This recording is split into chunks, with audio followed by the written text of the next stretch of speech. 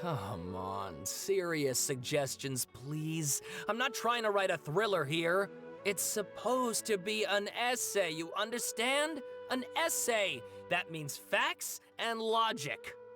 Well, if it's facts and logic you're after, you shot yourself in the foot with your choice of research topic, didn't you? The Tatara Suna mystery. When so much remains unexplained, there's little to be objective about. Unless, of course, you restrict yourself to textual criticism. Yeah, well, this is my teacher's area of research. I can't change that. But it's fascinating enough without having to sensationalize it, don't you think? The strange location, the missing details, a mysterious person. I want to write my essay on something interesting, and I'm interested in getting to the bottom of all this. That's the only reason I came to you.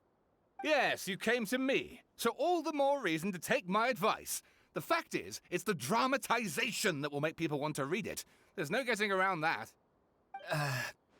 Okay, but... Did one of them just mention Tatara Suna? But that's all the way in Inazuma! Is it just Paimon, or is it kinda unusual for someone in Sumeru to want to write a paper about that? Everyone here is just going about their business. Maybe it really is just Paimon. Guess people here are free to research pretty much anything. Great! Let's go find out what this Tatara Suna mystery is all about.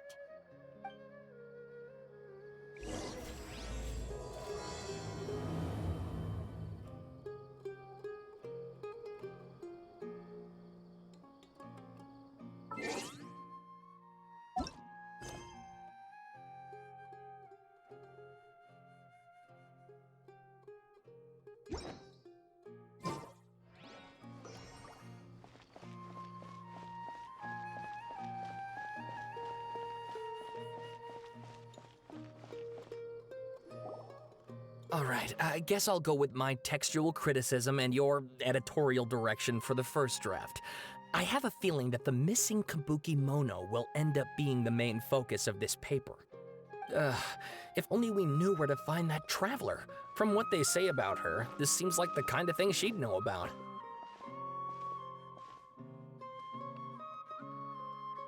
Oh, you're the traveler, you say? Hey, what's with that face? Don't believe us? No, of course I believe you. Actually, I first heard about your great exploits when I was still in Inazuma. This is my first time coming face to face with you and your mysterious silver-haired companion. I couldn't believe my luck, and out of force of habit, I started, examining the evidence. Sorry. Oh, Sawada, for the love of... Sorry, we don't get out much, so our social skills are kinda lacking. Traveler, I hear you've helped many people a great deal and been to many places. Would you be able to tell us about Tatara Suna? Actually, we don't know much about that place either. In fact, we only came over here because we heard you talking about it and wanted to learn more. I see. My teacher chose this area of research as a personal challenge. He said it's difficult to get into because even Inazumans don't know much about Tatara Suna's past. But who'd have thought that... If you don't mind, I'd love to show you all my outline for the book I'm writing about Tatara Suna. Hold on, Sawada. Don't you think that's a bit of a deep dive or a first read? Well, fair point. In that case, please ease yourselves in gently by taking a look at Akaba's latest essay draft. Let me give you some background. This all started with the discovery of some records in Tatara Suna. The writings mentioned someone by the name of Mikoshi Nagamasa, who crafted a fine blade. But in the end, he threw it into a fire to destroy it, and killed his servant Katsuragi. Why? Well, no one knows. Apart from the swordmaker, his servant, and the one who wrote this all down, the records also mention a Kabuki Mono. This seems to be an Inazuman word for an eccentric stranger, someone who dresses funny or acts in an unusual way. That's right. Akaba's teacher has spent quite some time researching these events on the ground. This Kabukimono lived in Tatarasuna for a while before disappearing without a trace. And shortly afterwards, as Akaba mentioned, things got pretty ugly. So first this strange person goes missing, then a murder happens? Seems kind of fishy to Paimon. Yes, my thoughts exactly. So I helped out too.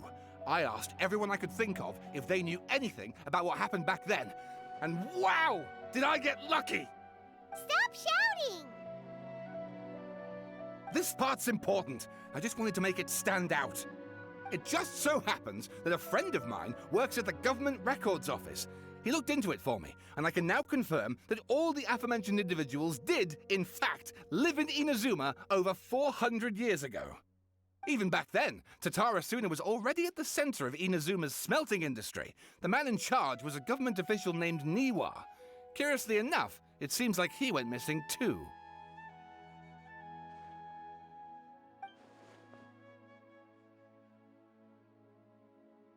Wait, so there are 2 missing people in this story now? That's right! What's more, Niwa is a name with a lot of history to it.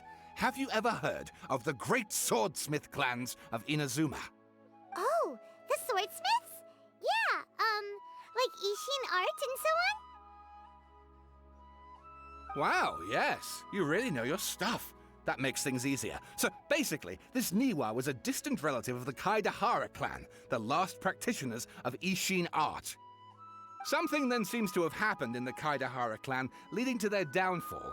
I don't know the details, but taken in light of everything else going on around that time, it makes you wonder whether it's all connected somehow.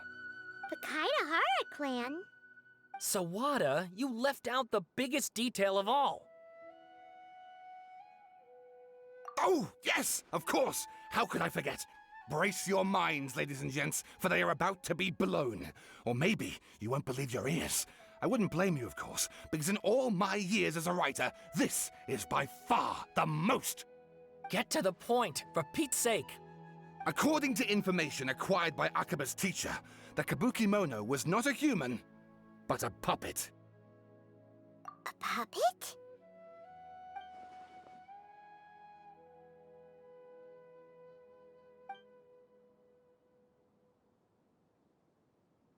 Aha! Judging by the looks on your faces, you do know something after all.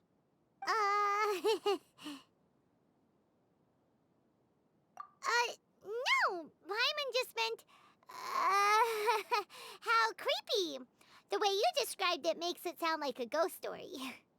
I agree, it does.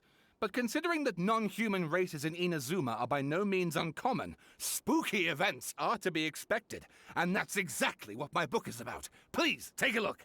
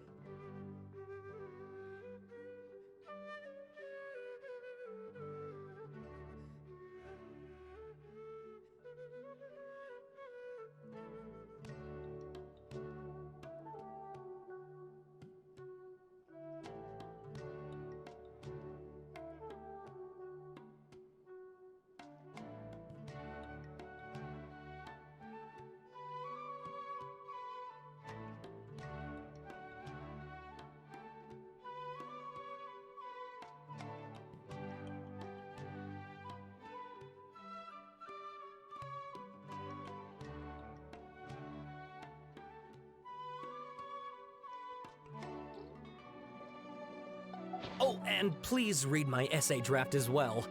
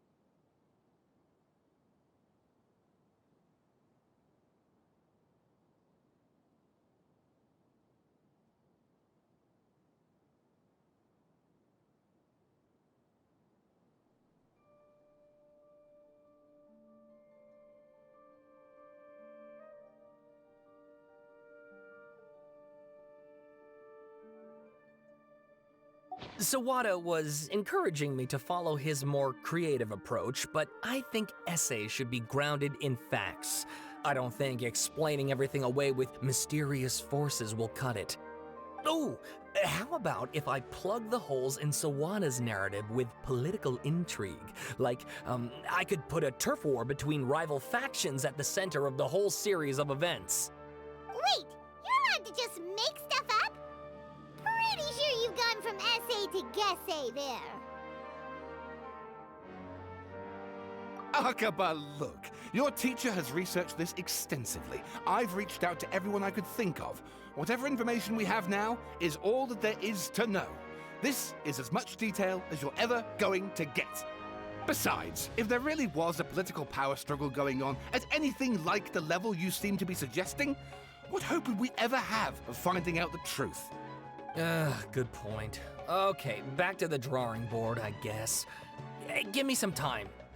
I need to find a new angle on this. We have some other stuff to do, so we'll have to say goodbye for now. Good luck with your essay! All right, thank you. If you find out any more info about all this, please do let me know. Thanks so much.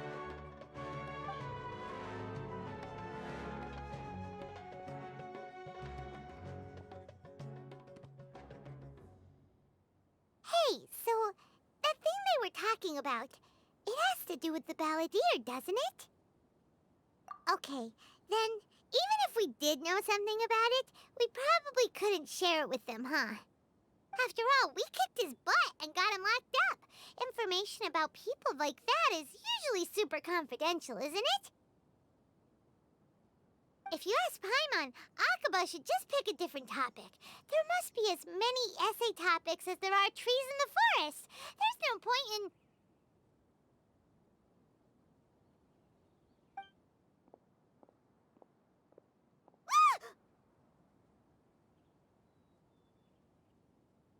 Hey, did you see that? He literally just went by, over there. It looked like... the Balladeer! No, it can't have been. He got locked up. Oh, quick, let's catch up and see.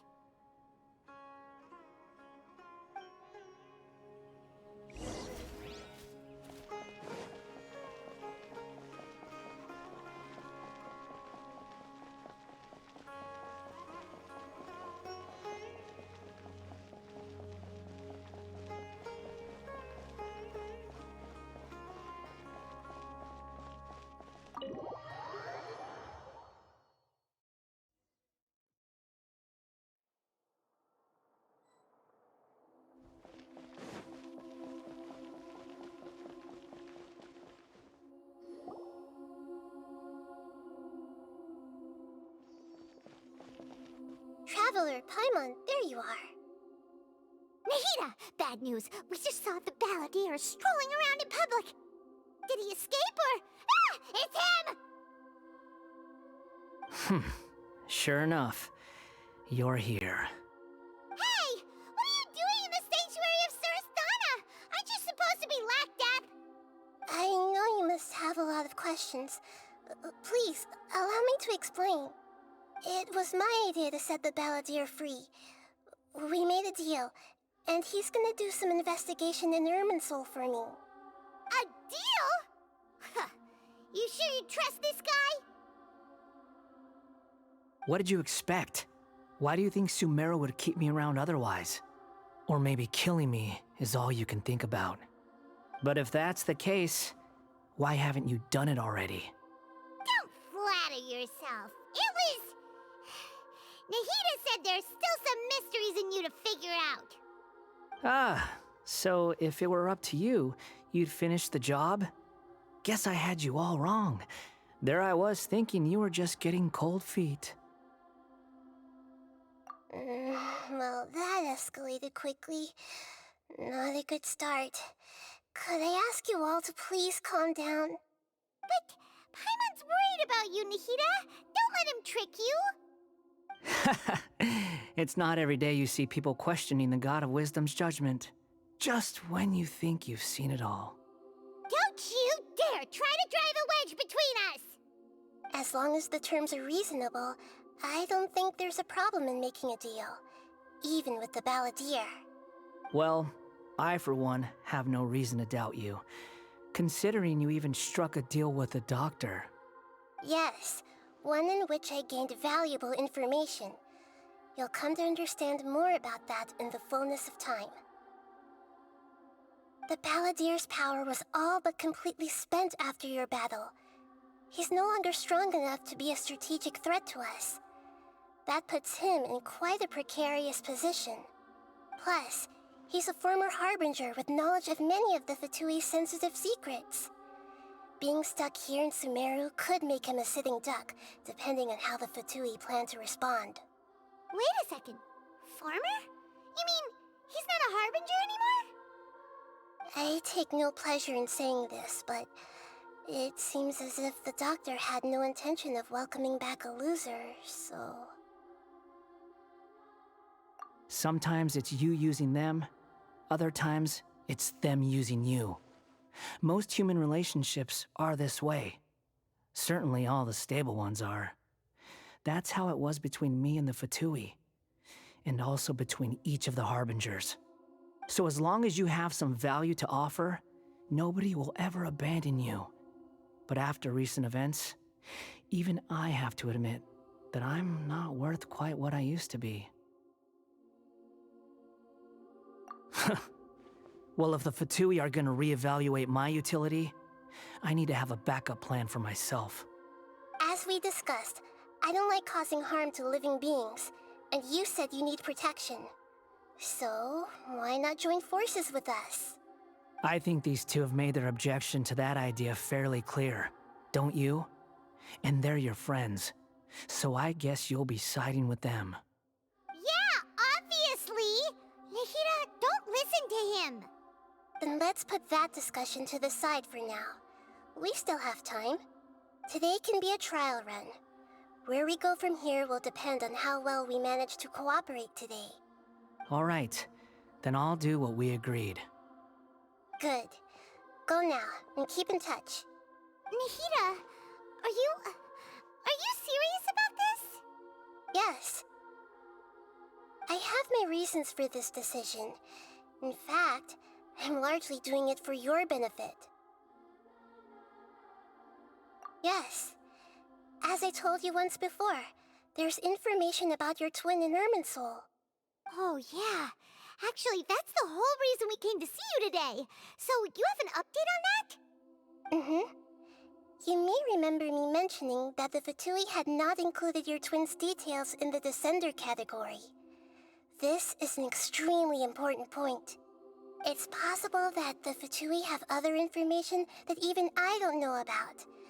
And since the Balladeer used to be one of them, he'll be better acquainted with this information than I am. He was granted the power to connect with Irminsul when he almost became the god of a new era. Even though he no longer has the Gnosis, some traces of its power remain in him. He can still connect. The amount of information in Irminsul is vast beyond description.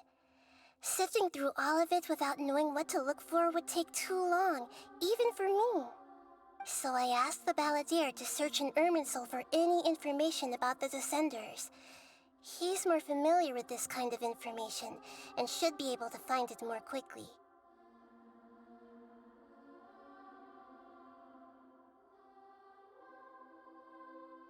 Exactly!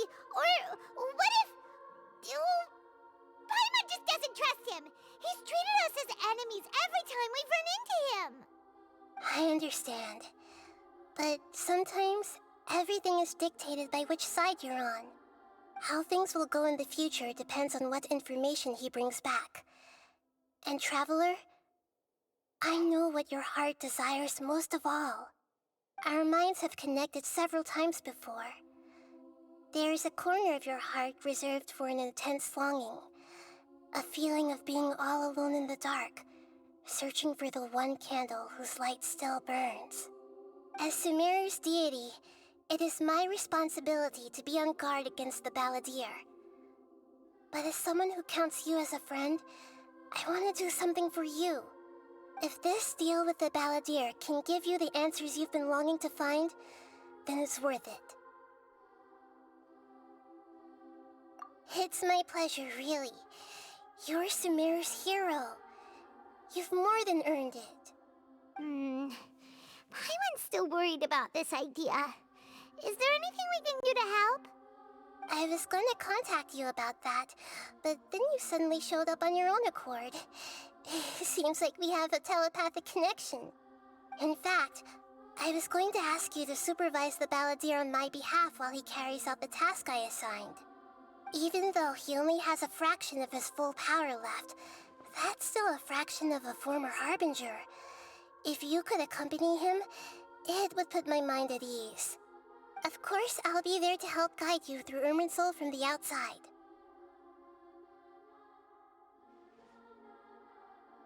Great, thank you. Prepare yourselves. I'm going to transport you into Irminsul. Wow, it looks pretty different here compared to last time. The colors are gentler. Guess that must be because Sumeru's at peace now.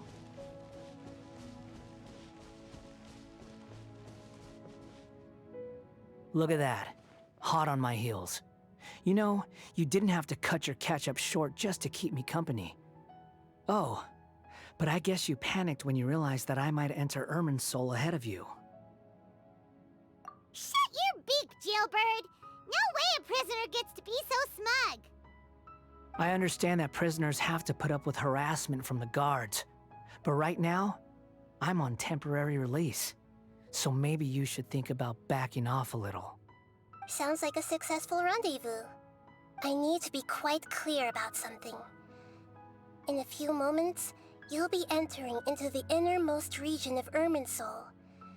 It is an environment like no other, and the most important place in all of Sumeru. Unlike anywhere else, Irminsul's inner region consists exclusively of torrents of information.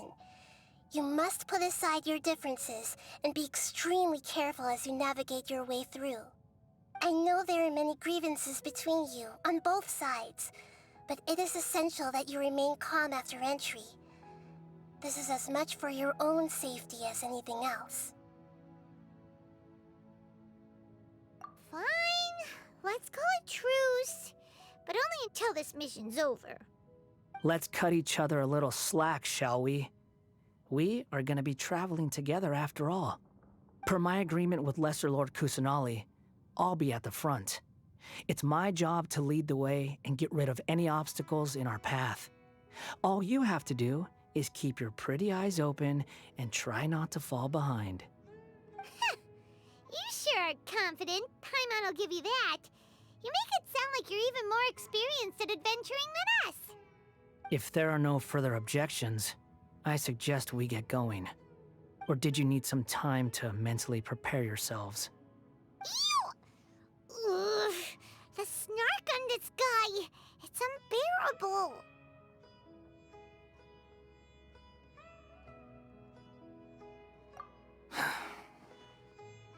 We can start now. Irminsul access granted. Initiating connection procedure. Is this a small sapling? Oh, darn it! Come on, let's catch up with him.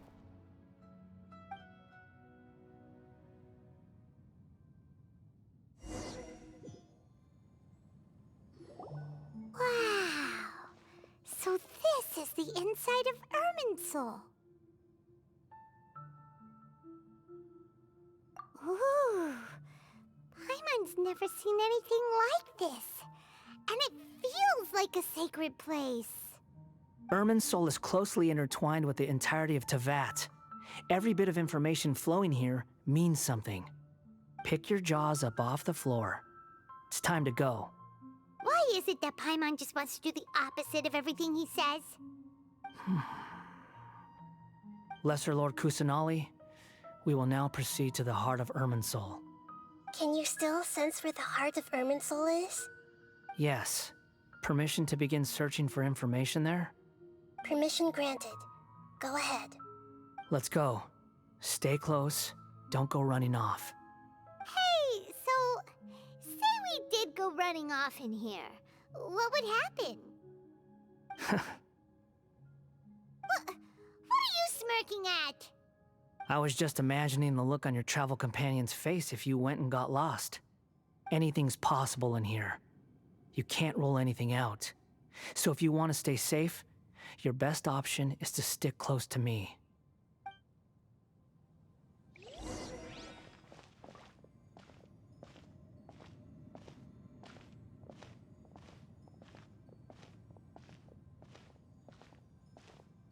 These sapling things have spread out.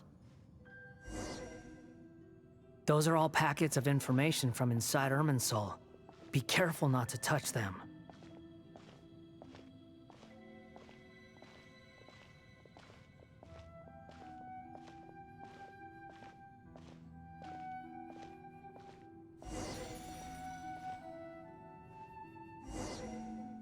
It looks the same in every direction.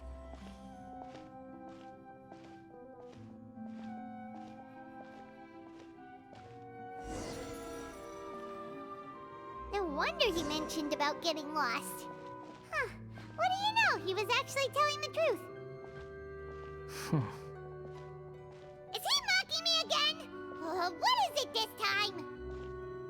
There's a time and a place to lie, but this definitely isn't it. So why don't you relax your guard a little?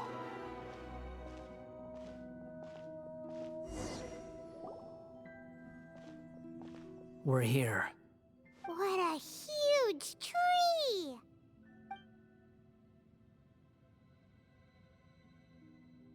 Lesser Lord Kusanali, Good, you made it. Are you ready? ready when you are. Then please begin. Preparing to access cognitive currents. Establishing waypoint. The Balladier's actually doing what Nahida tells him. Guess he must want to stay alive.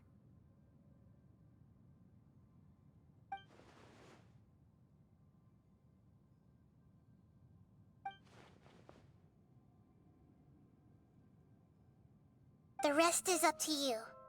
If you discover anything at all, make sure to share it with us. Will do. Huh. For once, we're the ones with nothing to do. Traveler, Paimon, would you like to talk?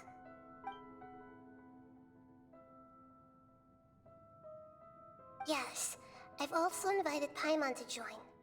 Huh? What the? We can talk to each other inside our heads?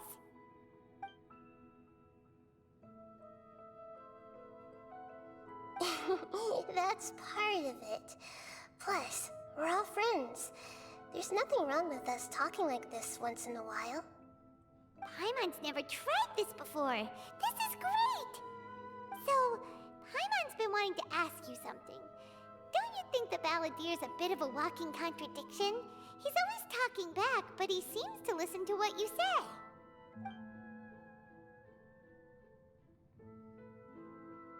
As I've told you before, there are still some mysteries for him to resolve. Things that are clear as day to me, but that he has yet to understand. Perhaps today will be the day that he finds some answers.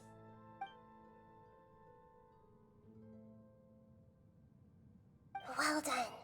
Smart and attentive as always.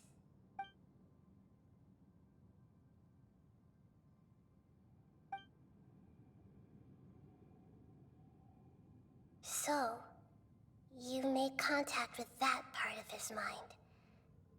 Well, it's true. Betrayal turned the Balladeer into the person he is today. Huh. Paimon thought nothing could get under that guy's skin. Turns out, he can get hurt and angry just like anyone else. Everyone has a history, Paimon.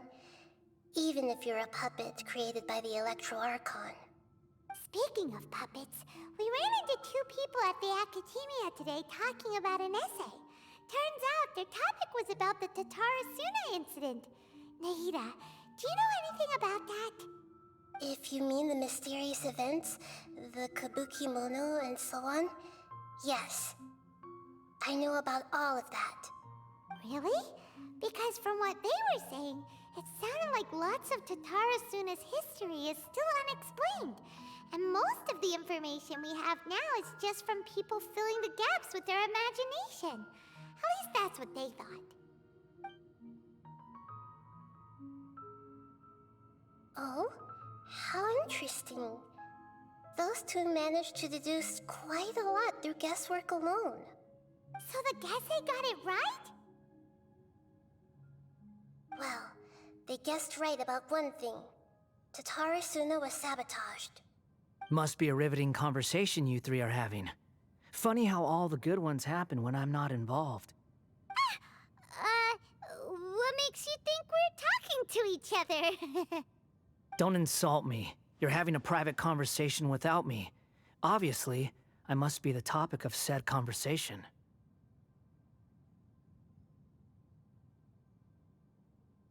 Of course you do. You can't have your prisoner knowing too much.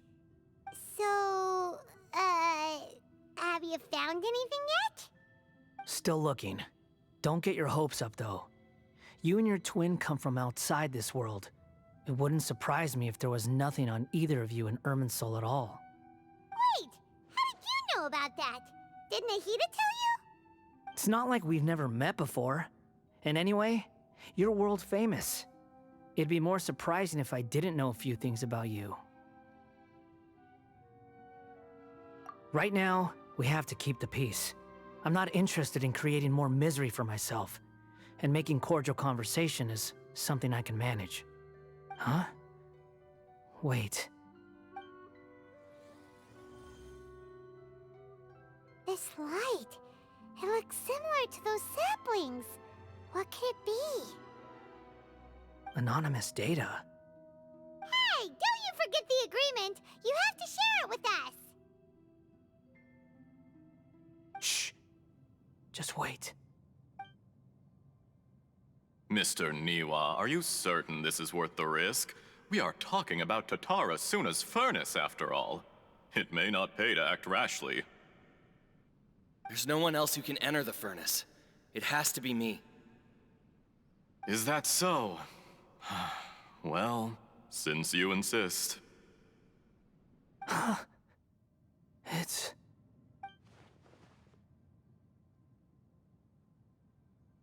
Whoa!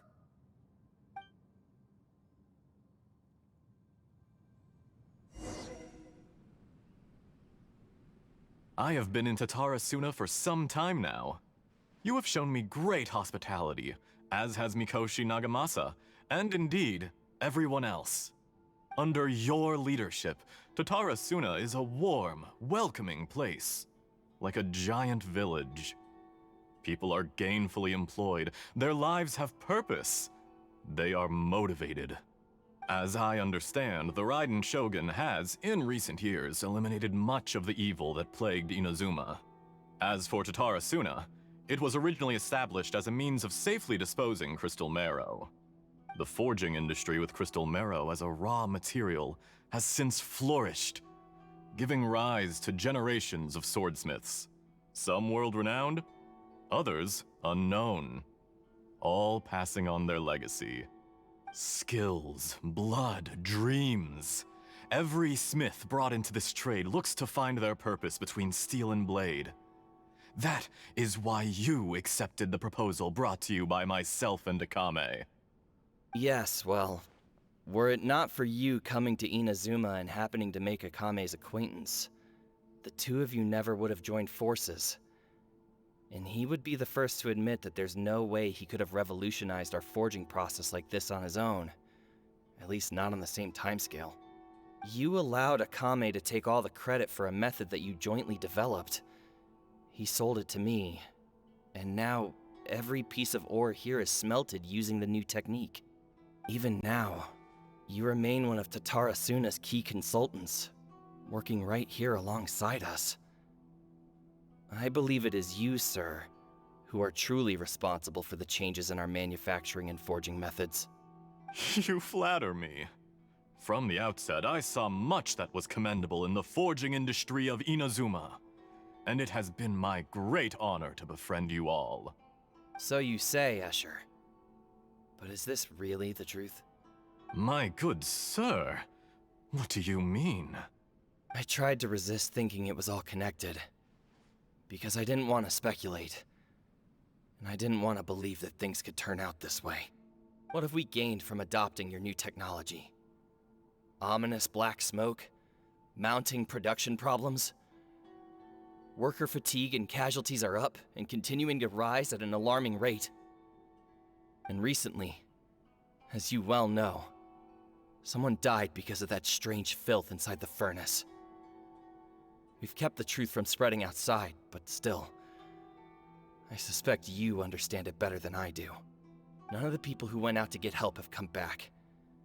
Now, our mutual friend, the Kabuki Mono, is taking the Golden Feather to Narukami Island to seek an audience with Shogun.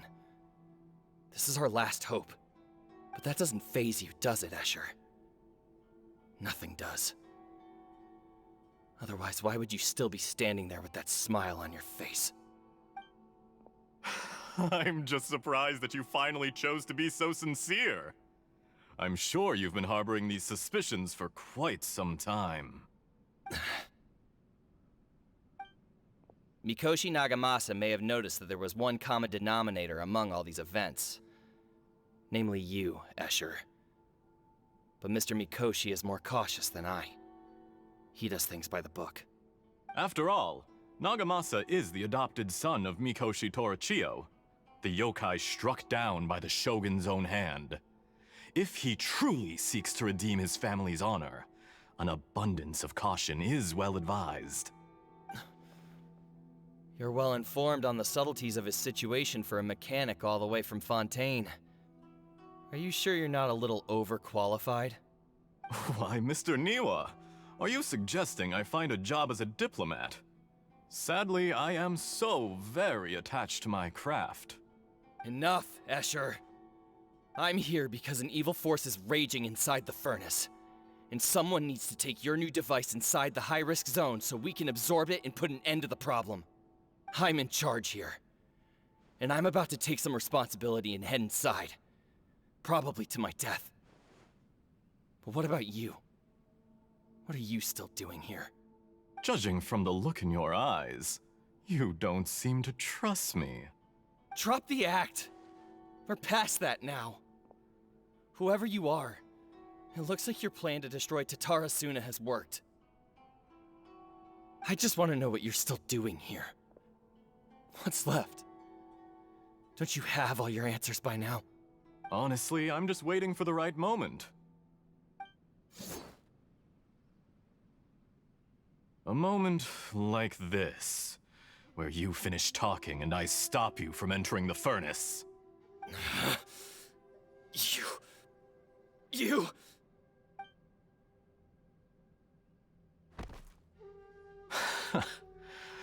You're a little smarter than I initially gave you credit for.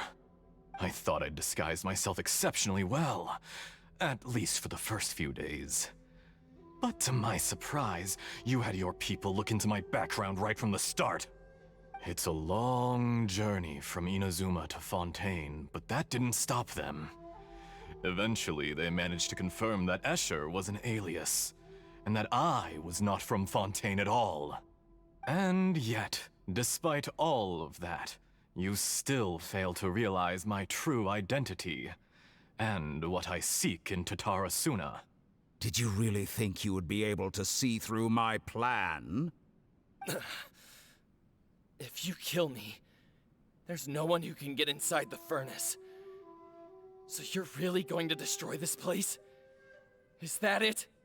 Oh, but you're quite wrong. There is one other person. Some may not see him as a person, but you told him yourself. You're not a puppet. You're a human. You're just missing a heart. Whoever you're working for won't get away with this. They'll be found out. But this makes no sense. What are you really trying to accomplish by all this? Why go to all this trouble? It's no trouble at all.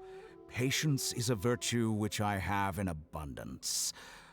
This is all part of a carefully controlled experiment. If you must know, I'm happy to divulge my true identity. I'm a Fatui Harbinger. Call me the Doctor. The Fatui?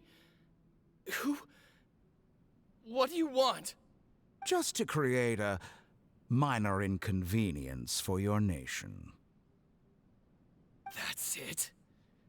That's why you gave us your cursed technology? Just to let loose the evil energy from the crystal marrow? Look how even the righteous soul is filled with venom when faced with its demise.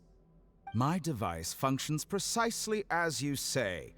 It is the only chance you have of preventing a catastrophe and keeping the truth from the outside world. However, I did not make it with you in mind. It is easier for a person to be possessed by evil spirits when they are filled with hate. So give in to your fury. I want to see what happens when a malevolent heart is placed into an unsuspecting puppet. Make no mistake, even without you, that pure, innocent puppet would only end up being used by someone else instead. What other reason would a human have for befriending one who is not of our kind?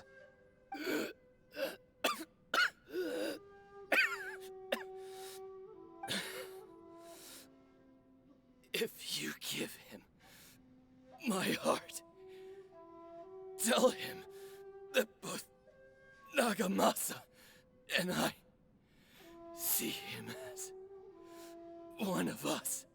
He has nothing to prove to anyone.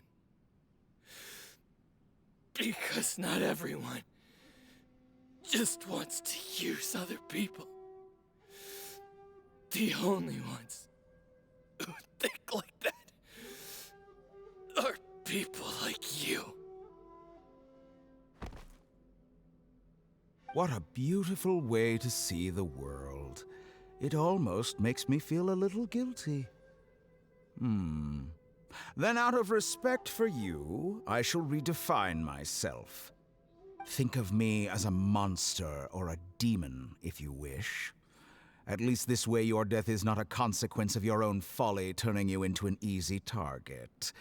You simply lost to something more powerful than you could ever hope to defeat. I say, Mr. Niwa, let's see what happens. Will your puppet friend become a human? No, that will prove quite impossible. Mr. Niwa? Already dead. What a pity.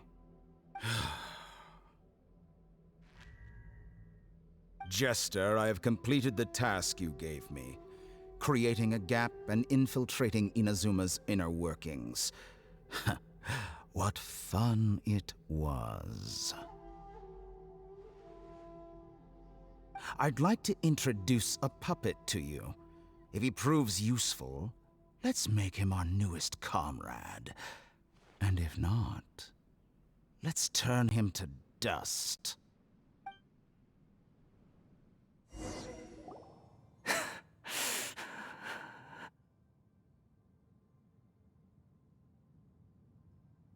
Hey, are you alright? Dottore?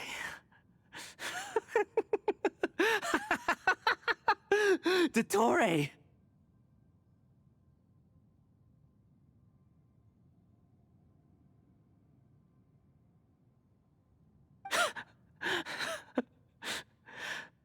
Good.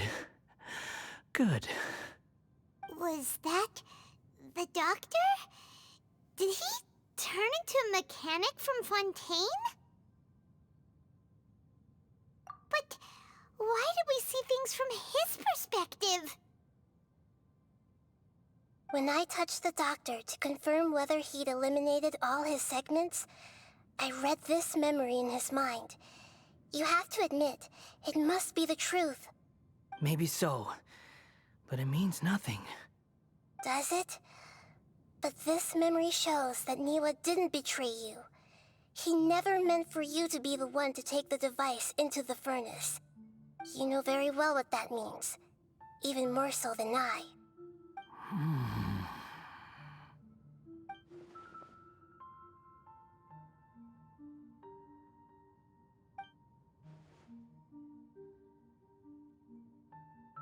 Let's give him some space. He looks really mad. Paimon doesn't want to be anywhere near him right now. We need to give him some time to process his emotions. Paimon's still confused about the Tatarasuna incident. So, the doctor was behind it, but why has that gotten him so worked up? Nobody has ever deceived you like that, Paimon. It's natural that you find it difficult to understand. Perhaps he needed to learn this someday. So now you have the complete picture. Katsuragi took the Kabuki Mono to live with the people of Tatarasuna. Later, the doctor showed up, disguised as a mechanic from Fontaine. And that's when the trouble began. It was all a horrific experiment planned by the doctor. Everything he did was just to plant seeds of disaster in Inazuma that would bear fruit in the future. Of all the unwitting participants in the doctor's experiment, the Balladeer became the main test subject. After the events you just saw in that memory, the doctor put Niwa's heart into the device and handed it to the Balladeer. Then, he instructed him to enter the furnace and absorb all the filth caused by the smelting process. The load was far beyond what he expected, but the Balladeer survived. He left the furnace in sheer exhaustion and said to the mechanic, "This device seems to have protected me. What's in it?" The mechanic answered, "Niwa fled this place for fear of punishment, but he left you a gift. He said it's the one thing that you've been looking for." He took it straight from the chest of one of his innocent servants. The mechanic removed the withered heart from the device as he spoke. The Balladeer was stunned that such unthinkable cruelty had brought him the thing he'd been longing for his entire life.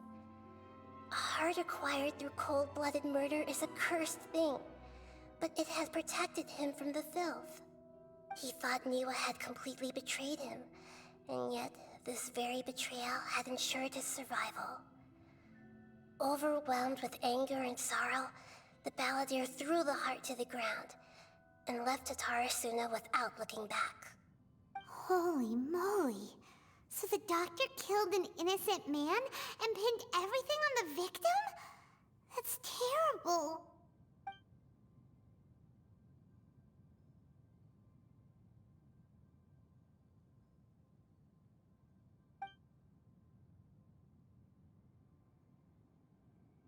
Yes. Only if he understands this can he choose a new path forward. Tottori, you brazen-faced... Niwa didn't run from justice. You killed him.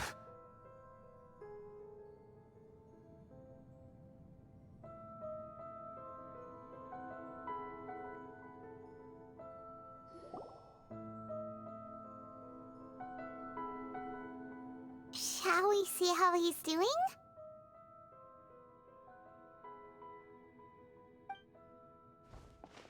Hey, you alright? That's a scary expression. Are you worried about me? If we didn't have such a history, I'd almost think that qualifies me to be your friend. It won't. I'll keep my end of the deal. Hey, aren't you investigating the stuff we want to know about? That's why we're here. But unfortunately, there's no information about the Descenders in Irminsul. Even if you can't find anything, that seems to confirm it. Irminsul does not keep records on the Descenders. Anyone who comes from beyond this world is not counted as part of Teyvat. Oh, does that mean we have to leave empty-handed?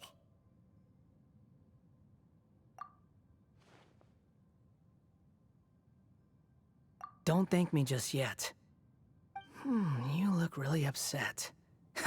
Well, since Irminsul was a dead end, I guess I can share some other info that might interest you. Huh? About what? The reason why there are records about your brother in Irminsul. It might have something to do with Conria. Apparently, Conria was his first destination when he arrived in this world. Plus, he only came to this world because the heavens responded to the summoning. The heavens responded? The Jester told me this himself. You can take his word on this. He was a royal mage in Conria, and lived with your brother for a time. I don't know the details. It's up to you whether you want to believe me. All I can say is, I wouldn't lie to you about this. Did you get all that, Lesser Lord Kusanali? Yes. Astonishing news. Does this info count towards my mission? It wasn't from Irminsul, but was it valuable? Very valuable. Good. In that case, I'll take some time for myself now. Huh? What have you done? Lesser Lord Kusanali was right. My power's all but completely spent. Even if I use all of the divine power left in me, I can't sustain this shield for very long. I shared a secret with you, and now you owe me. So in return, I'd like you to answer a question for me. Give me your hand.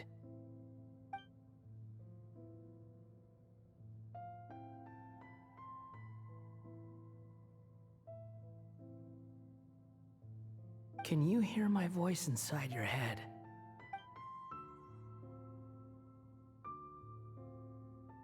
No, I can't do anything like that anymore.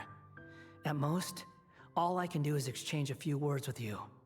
So tell me, in this world, is it possible to change the past?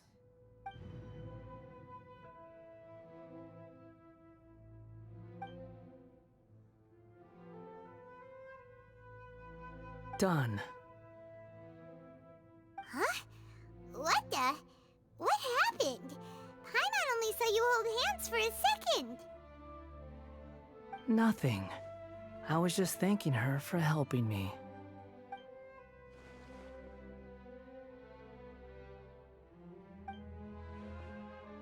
So long. I suggest you get yourselves out of here quickly. Where are you going? Hey, wait up! Didn't you say not to go running off? Fast reaction time. But I don't think we'll be seeing each other again. From this day forth, the names Balladeer and Kabukimono will cease to exist. Those who died in Tatarasuna because of me deserve another chance at life. Hey, Balladeer! Don't do anything stupid! You know, I never did like insects. Hordes of the puny things swarming together can be a real nuisance. And I enjoy nothing more than to stamp them out like the pests they are. But if a colony of harmless ants isn't threatening anyone, I guess they deserve to be left alone. Luckily, everything can be set right. It's time to solve this once and for all. Balladeer! Balladeer!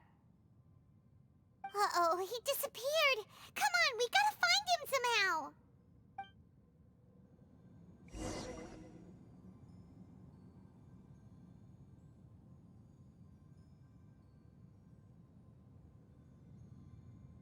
Oh no, he's really gone.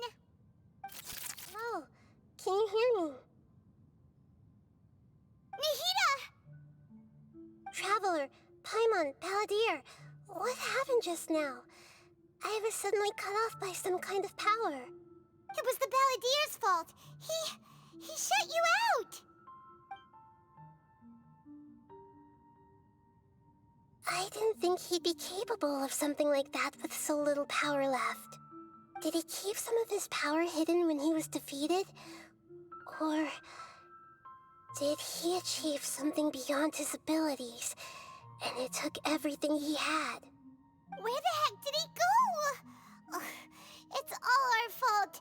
We were supposed to keep an eye on him. Sorry, Nahida. Don't be. It's not your fault. Please, let me handle this from here, even though I'm not sure I can solve it. We're running out of time. Follow my lead and get out of Irminsul as soon as possible.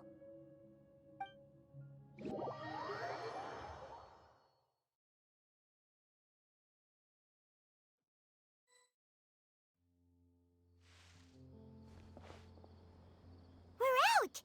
And we're at, an inn or something? This is an emergency. I'll have to ask you to stay here for now. Everything's arranged, and nobody will disturb you. I'm sorry, but this isn't something I need your help with. Leave this one to me. An emergency? How bad is it? Nahida, will you be okay? Don't worry. If my assessment is correct, though there may be some minor disturbances, it won't lead to a disaster. Please rest and recover your strength here until I say it's safe. Her voice has gone. Paimon can't shake the feeling that something really big has happened. What do you think the Balladeer meant? And why did he suddenly grab onto you before?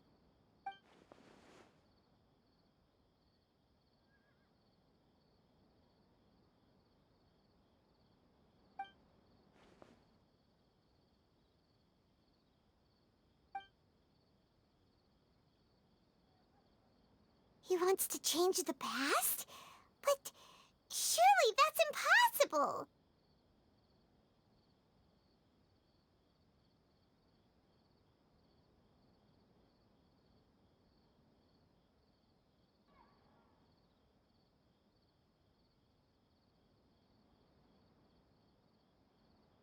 Right! You can't just rewrite history! All that stuff happened already in real life!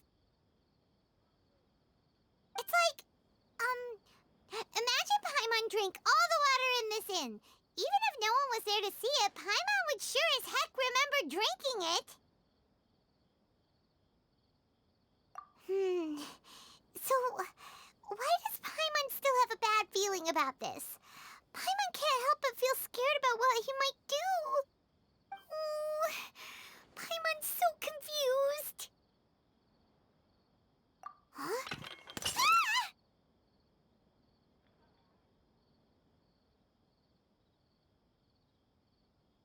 Sorry, Paimon accidentally... It's the Balladeer's fault for causing Paimon all this mental stress. But erasing yourself from history? It's unthinkable. Is that really possible in Irminsul? Uh-oh. Paimon's head is overheating from trying to understand what he's up to. And it's still not working. Ugh! Paimon's had it with that little brat. He's been nothing but trouble ever since we met him. There's no way he'll actually succeed, right? Otherwise, won't everyone who's connected to him be affected too?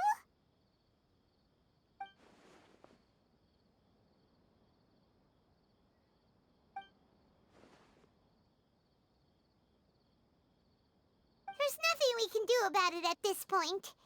Hey, have you got any ideas on what we should do next? Seems like now there's nothing left for us to do but to go to sleep. But Paimon's still so worried. Paimon won't be able to sleep a wink tonight.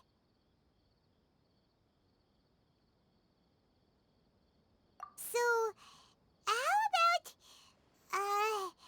we list all our favorite foods to take our mind off things? Heck, if that doesn't work, Paimon's probably gonna collapse of anxiety here. Alright, Paimon will start.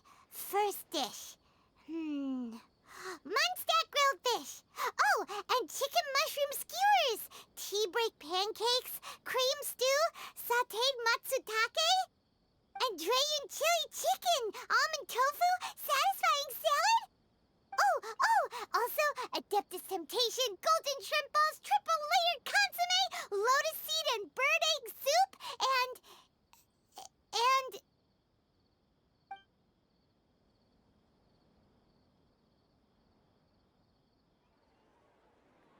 Um...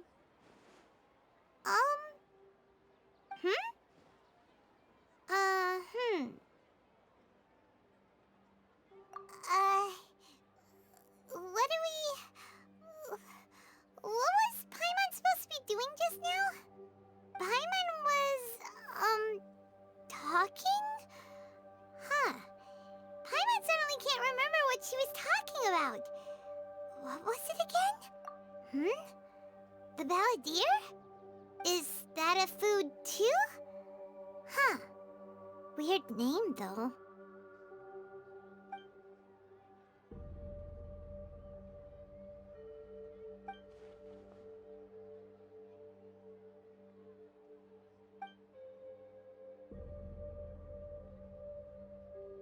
What's wrong?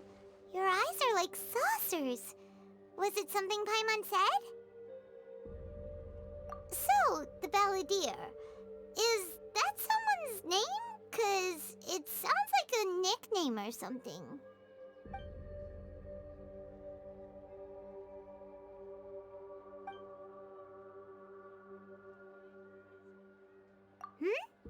Okay, sure. Where are we going? Huh? Fine by Paimon, but is everything okay? You're acting like this is an emergency.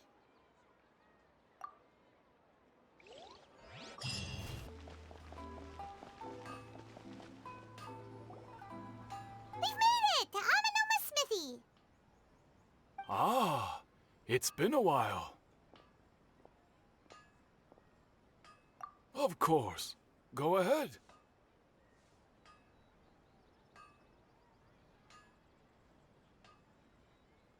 Oh. Now there's a question I wasn't expecting.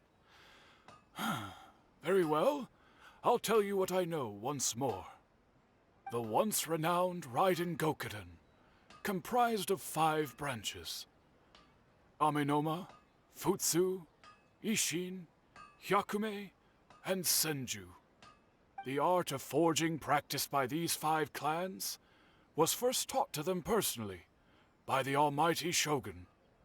Over time, the 5 branches diverged from one another as generations of bladesmiths honed and perfected their craft until they became 5 distinct traditions. Most of the great swordsmith clans of old have since fallen into decline, and for a long time, only the Amenoma branch kept its art alive. But fortunately, Kaeya Kazuha recently returned to Inazuma and took up the mantle of the Ishin art. Now, 2 clans remain of the original Gokuden 5. If my memory serves me right, you yourself were present when he forged the Ishin blade. Oh yeah, we were! Paimon remembers that now. We learned a bit about the decline of the Raiden Gokuden then too. It seems like such a shame. That, my friends, is a tragic tale indeed. In fact, this was not made known to me for most of my life. All these years, I knew of those great clans' demise, but never the cause. Only recently, when the question was on my mind, did I ask Kaeya Kazuha about this. He told me that, as we are both heirs to a branch of the Raiden Gokuden, it was right that I should know the truth. There is no harm in telling you, but I must warn you. It is a dark and sorrowful tale. The Raiden Gokuden were the targets of a murderous rampage by a vengeful bladesmith. Vengeful? Why? 400 years ago, so I'm told, there was a catastrophic malfunction in Tatarasuna's furnace. One brave swordsmith heard the commotion and chose not to flee, but he rushed to the scene, hoping to prevent a disaster. Tatarasuna was home to a state-of-the-art forging and smelting operation in that day, and overseeing it was the armory officer. His surname was Niwa, though he had family ties to the Kaeya clan. knowing that they had just one chance to save countless lives. Mr. Niwa and the swordsmith leaped together into the furnace. The furnace quickly stabilized, but neither of them made it out.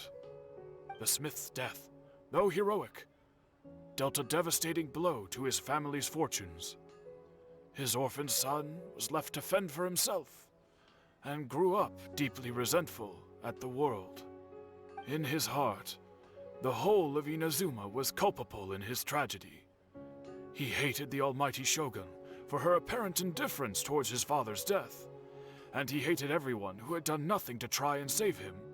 Powerless and destitute, the only legacy he had to pass on to his children was his hatred. Generation after generation bore this grudge, living in utter misery. Alas, if only the story could have ended there. But 100 years ago, the then head of this family reached the end of his wits. He could bear their fate no longer, and yet he could do nothing to change it.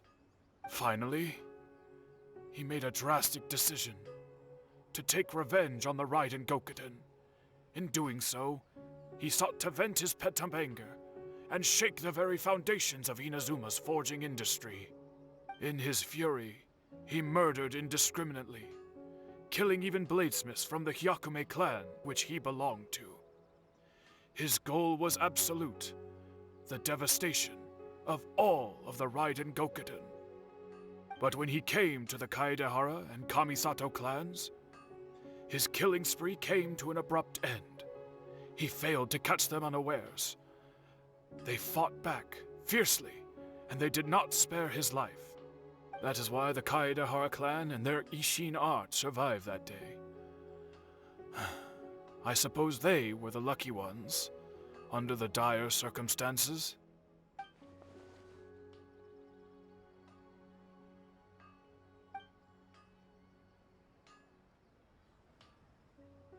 Was there anything else you wanted to ask?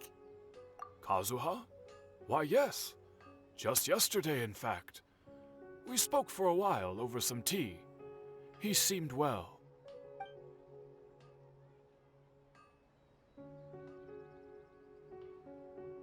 My pleasure. Don't tell Paimon. There are other places you want to visit too, right? Your expression says it all. You can't hide anything from Paimon. On to the next stop. Lead the way, traveler. Paimon will be right behind you.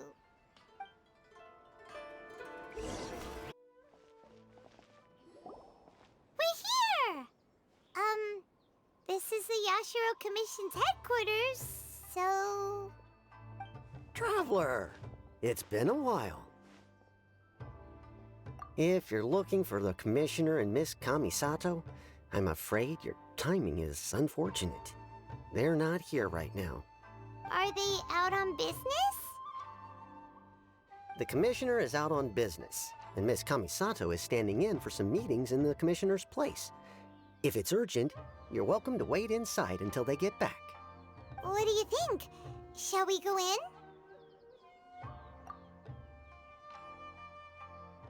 If it were anyone else, I couldn't allow it. But seeing as you're so close with the Commissioner and Miss Kamisato, I think it should be okay. We'll be heading in then. Thanks!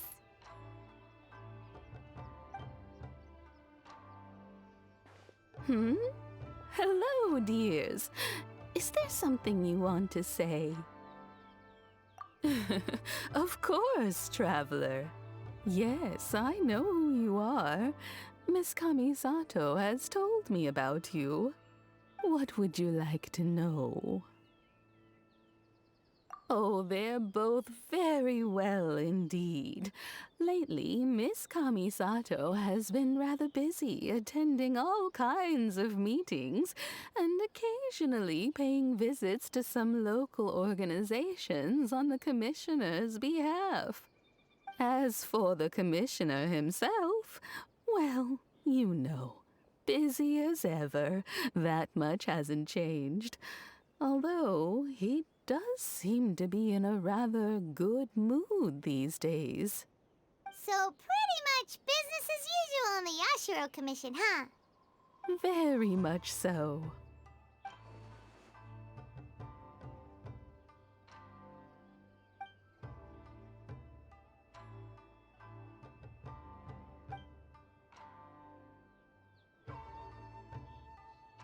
Well, got any more questions? You're very welcome. In fact, I would love nothing more than for you to come and visit more often. But I'm sure you must be far too busy to have time for that. Miss Kamisato talks about you all the time. She seems so thrilled to have you as a friend, and she's always saying how talented you are and how much she admires you. I must say, many things in Inazuma seem to have taken a turn for the better since you arrived here. So you're not just Miss Kamisato's knight in shining armor, you know. You're a hero to us all. I mean it. Whenever the commissioner dines at home, Toma always joins him. I always find myself at my most relaxed when I'm serving the two of them and listening to them chat away. The commissioner has such a busy schedule that he doesn't always have the chance to take his meals at home.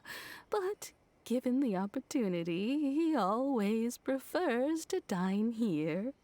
They say it's because Toma's a much better chef than most.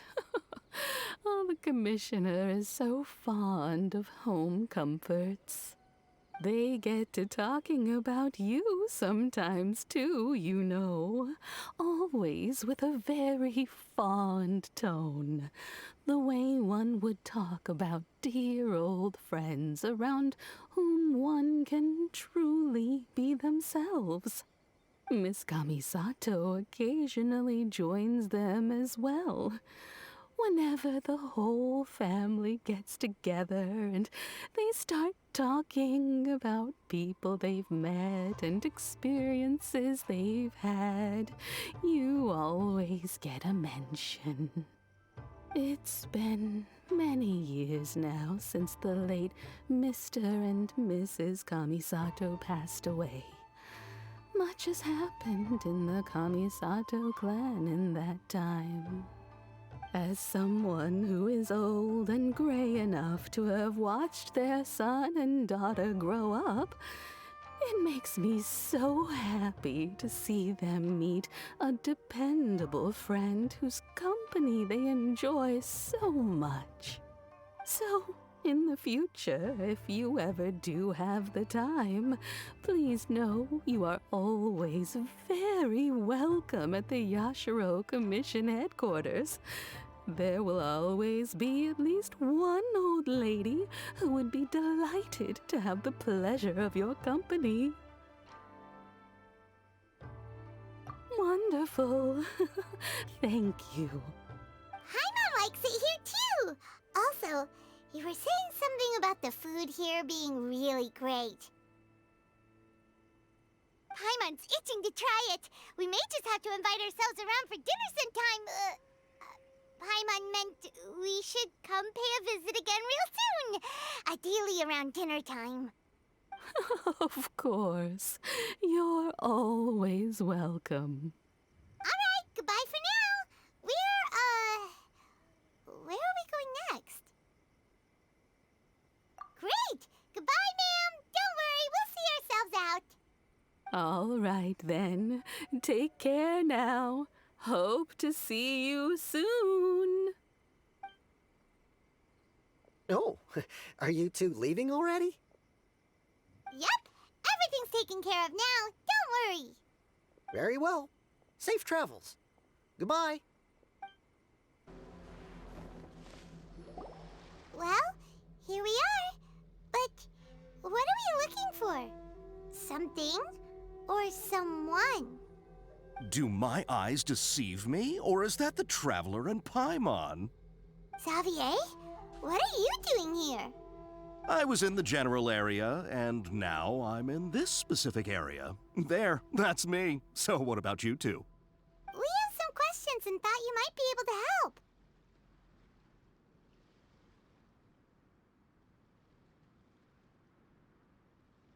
Certainly do. I've researched the furnace here in some depth. If there's anything you want to know, just ask away. Like the back of my hand. Make no mistake, I have been here a good many times before. Not only that, but I've met people in Inazuma whose families used to live in Tatarasuna years ago. They said it's all true, the history here.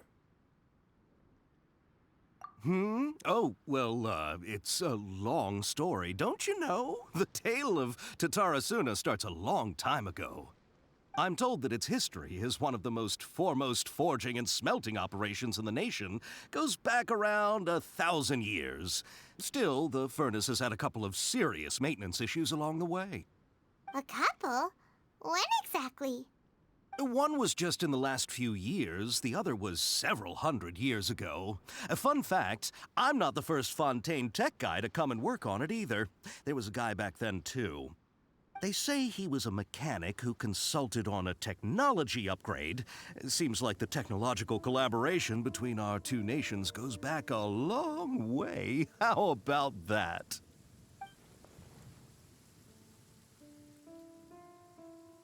Hey, weren't you gonna ask Xavier something about Tatarasuna?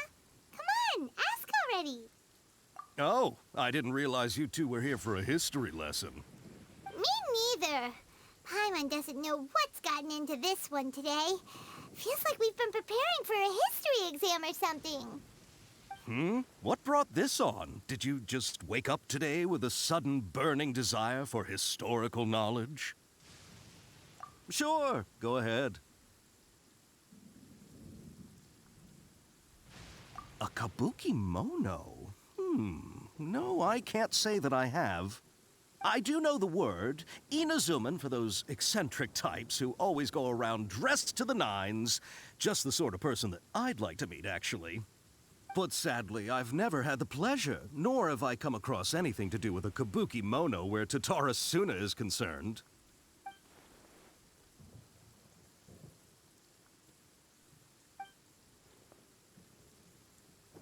Of course! Don't mention it.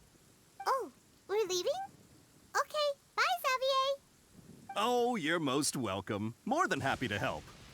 Farewell. Looks like you got all the information you're looking for. Sure, but what's up with you today? Whatever it is, it seems like it's really troubling you. Keep your smile, Spinal Crocodile. No matter what happens, Paimon will always be there for you. Hey, don't mention it.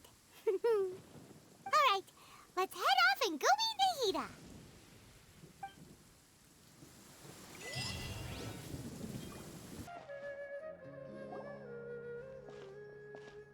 Hey, it's them!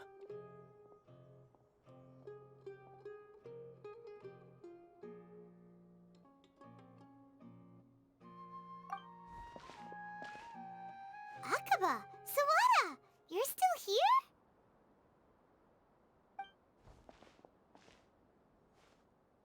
Indeed we are. If you have a moment, we'd love for you to join us once more.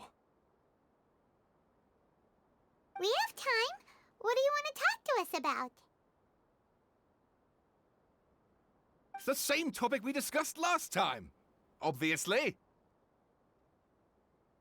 Still looking for more info about Tatarasuna, huh? Should we join them?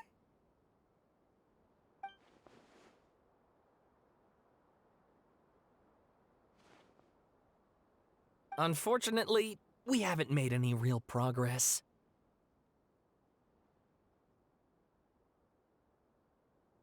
Huh? Oh, of course.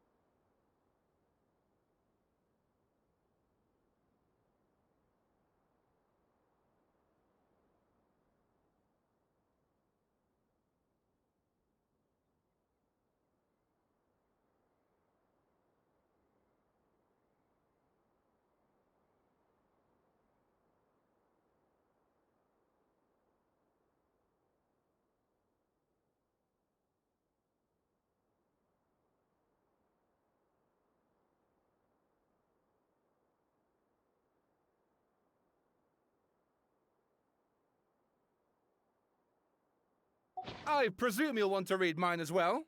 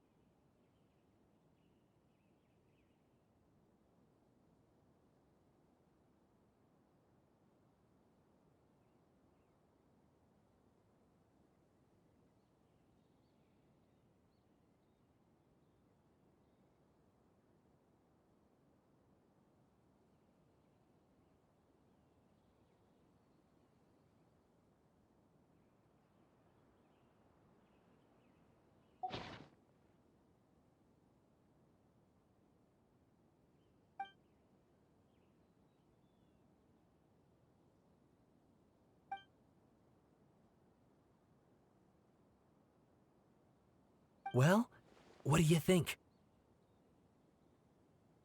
Hey, Traveler. Remember how last time Akaba was saying how he wished he could gather more information about all this? Well, we just got back from Inazuma. So how about we tell them what we learned? What did you find out? Something big? It's a long story. Basically, we have some friends in Inazuma, and...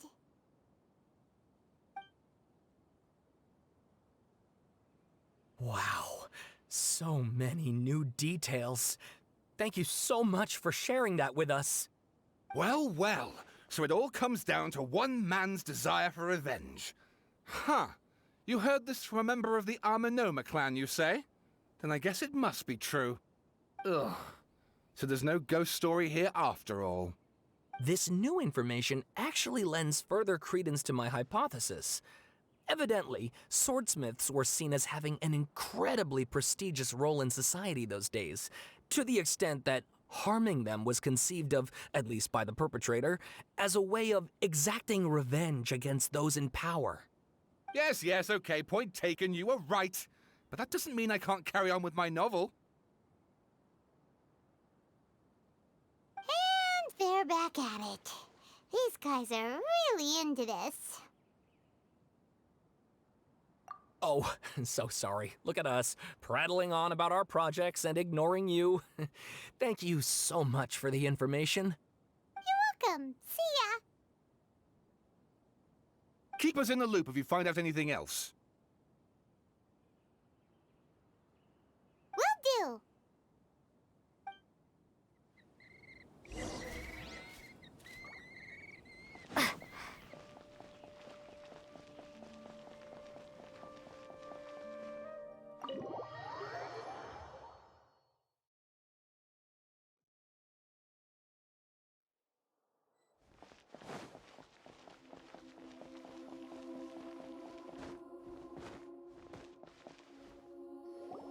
Nahida, we're here!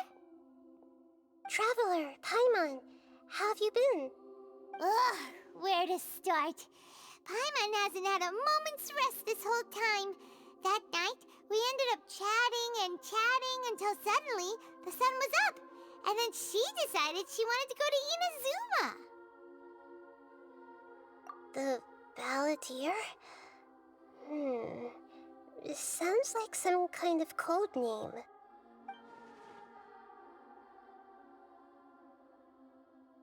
You look troubled. Is there something you need to tell me?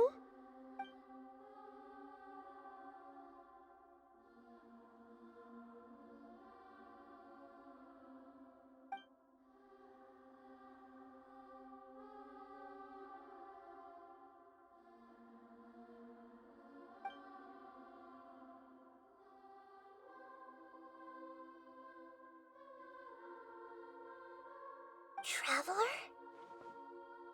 Hey, what's wrong? You look so upset.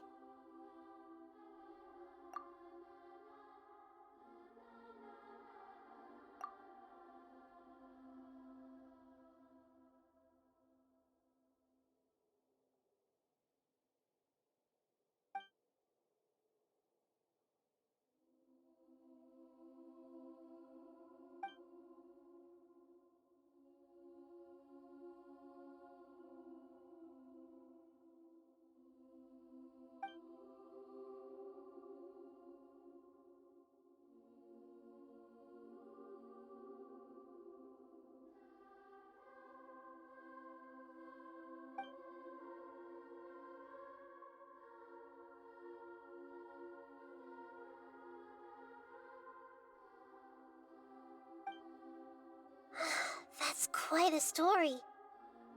So, this puppet known as the Balladeer erased himself from Irminsul, hoping that he could change the past. But how was he even able to do that? As the Traveler said, he very nearly became Sumeru's deity. Admittedly, I remember it a little differently. I don't recall finding anyone inside the machine after we defeated it. Nevertheless, it does make sense. If someone were to successfully erase themselves from Irminsul, the world would change to reflect the new reality. So, you believe this person really existed, and we just don't remember him because... well, because he literally changed the world? Yes. Theoretically speaking, it is possible to do this. But I'm struggling to imagine the kind of person who would dare go through with it. The Traveler comes from a world beyond Javat. That's why there's no information about her in Irminsul. And it also explains why any changes to Irminsul wouldn't affect her. So if there's anyone in the world capable of retaining memories from a past that has been rewritten, it's you. It's quite incredible when you think about it. Paimon's having a hard time understanding this Balladeer guy's motivations. Why did he do it? I can only make inferences based on the information we've been given. As for what kind of person he was, only you remember that.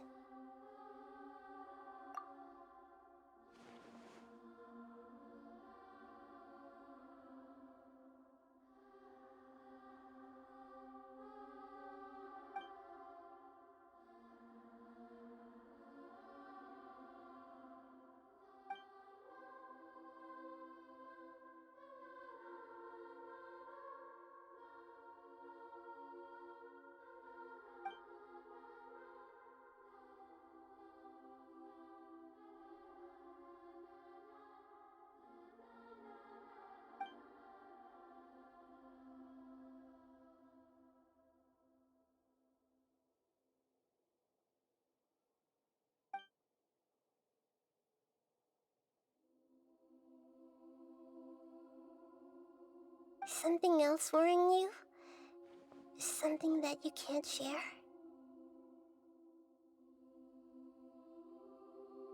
It couldn't change the fate of the ones who had died, right? Once the Balladeer realized he hadn't been betrayed after all, it must have completely changed his view of the people of Tatarasuna. Now he saw them as friends again. He couldn't keep hating humans after that.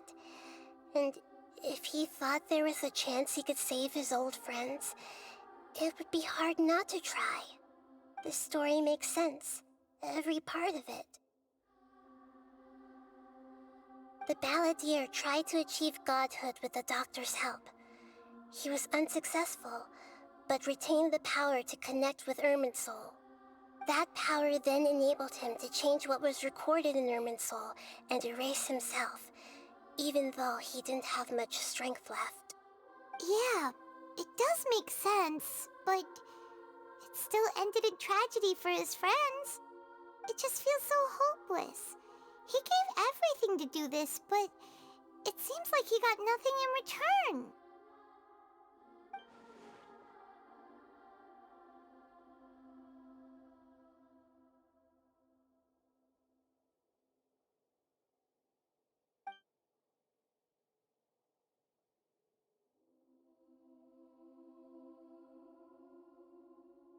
Please wait a moment. I want to check something. Found it. This should be the one. It turns out that I have a strange way of confirming everything she has told us. What is it? A record from a personal collection. It was tucked away in a corner. You should take a look.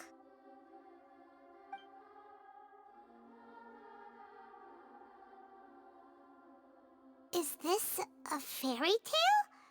Who wrote it? I authored this record myself. Huh? You wrote a fairy tale that somehow has something to do with the Balladeer? When combined with the Traveler's narrative, it's clear that this story is an allegory. Everything in it is a symbol for something else. Hold on. So this record survived from the past? Yes. Any information about the Balladeer or the Kabuki-mono and other records will have been changed. But I wrote this story in a way that means it was left intact. Changing the information in Irminsul changes to that. But Irminsul can't change information that was well hidden in advance. I guess I must have written this story as a backup before the Balladeer entered Irminsul. That's incredible! What a great idea! And sending the Traveler into Irminsul with the Balladeer must have been a further precaution. I knew she'd remember everything. This story is abstract enough that it still resonates with the present information recorded in Irminsul. But if we connect all the different pieces together, the true story that emerges is the one she told us. The now erased life of the Balladeer.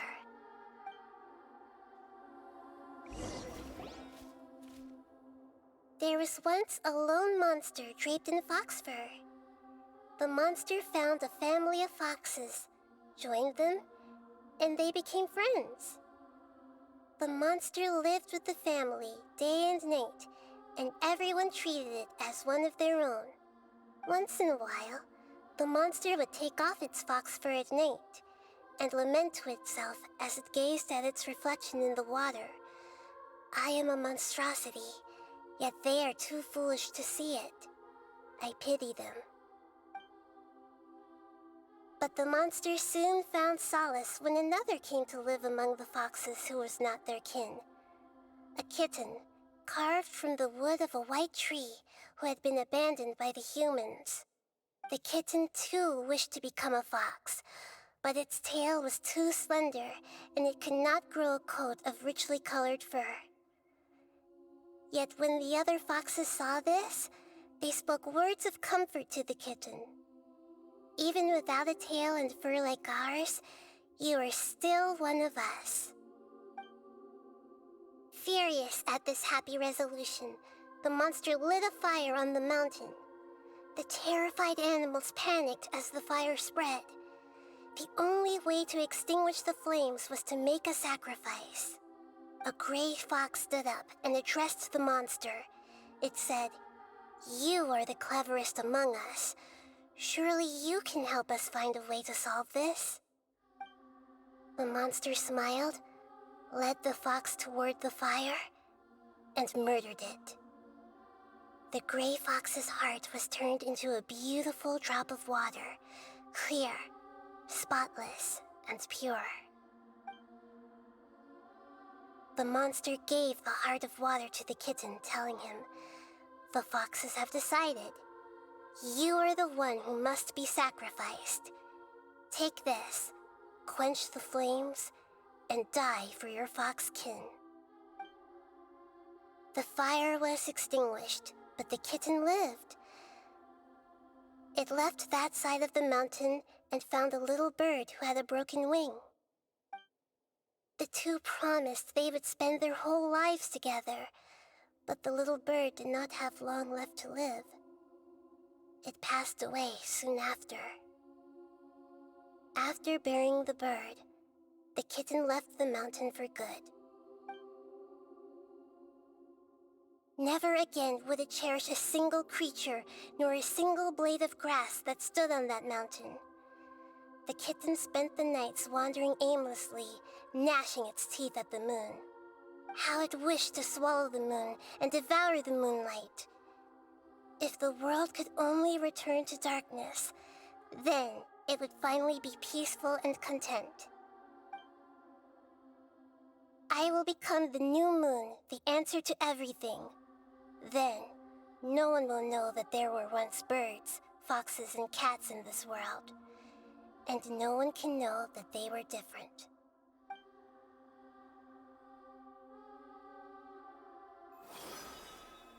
We solved it! I remember now. This is not just the Balladeer story. It is his very own memories. I made a backup so that it would be preserved no matter what happened. To become a god, he was experimented on and modified countless times. It was brutal torture, and the only reason he was able to survive is that he was a puppet. This memory was extracted from him by the scholars. Presumably, they kept it to have something to defend themselves with. Creating a deity was just the first step. Some of them wanted to be able to control it. That's why they backed up his memory for later use. I buried it deep inside one of my own dreams, and then hid it inside an allegorical story so that it wouldn't be altered. It's hard to believe that this person really existed, let alone that he tried to get rid of us on more than one occasion. Paimon has no memory of him at all. He completely vanished like a puff of smoke. The Balladeer agreed to help me look for information about the Descenders, and although he was unsuccessful, he still helped you. Before he vanished, he confirmed an important detail, that Conria was where your twin first came into this world. We still don't know how the change to Irminsul will affect the senior ranks of the Fatui, but in all likelihood, they won't even remember their own Harbinger.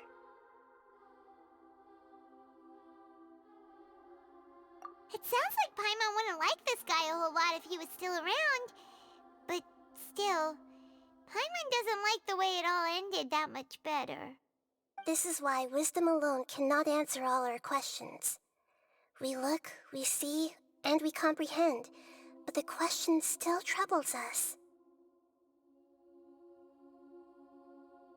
So the answer is not everything.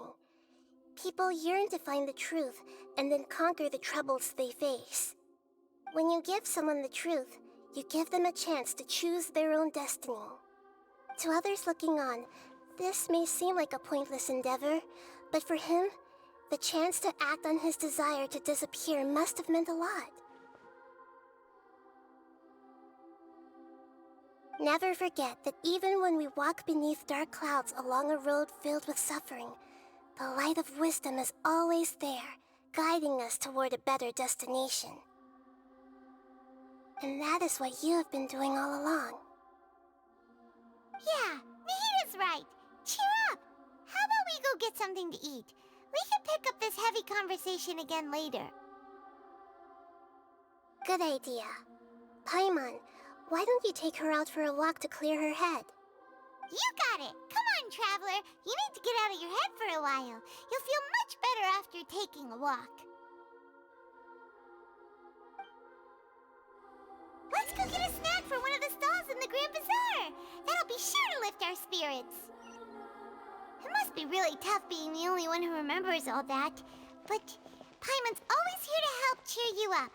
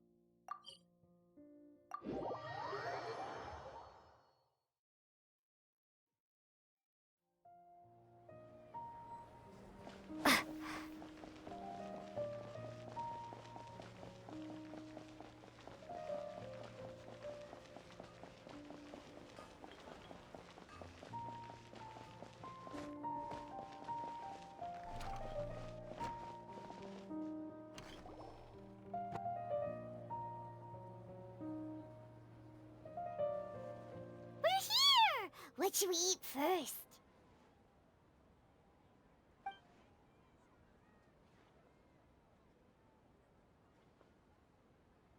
Hey, are you gonna answer or what?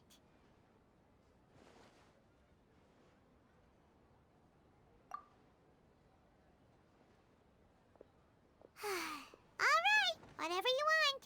Well, Paimon will be right here when you figured stuff out. Then we can get something to eat.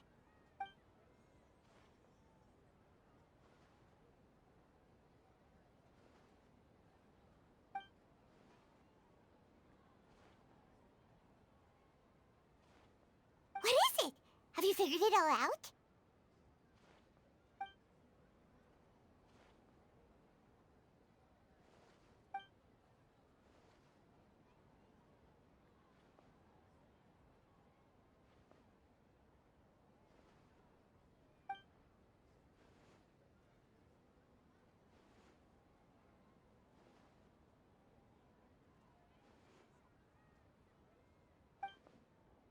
Why'd you jump up all of a sudden?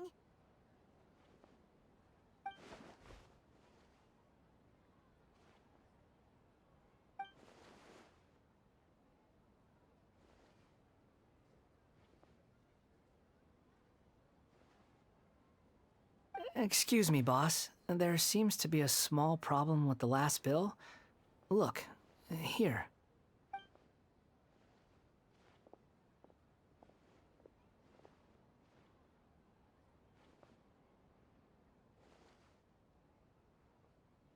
Hey! Hey, wait! Hmm? You mean me? No, not you. That kid! Didn't you see? Little rascal grabbed my last 2 fresh Sunsettias and ran off. Look, if you're gonna help out here, you can't keep spacing out, okay? What is it? Work's too boring for you?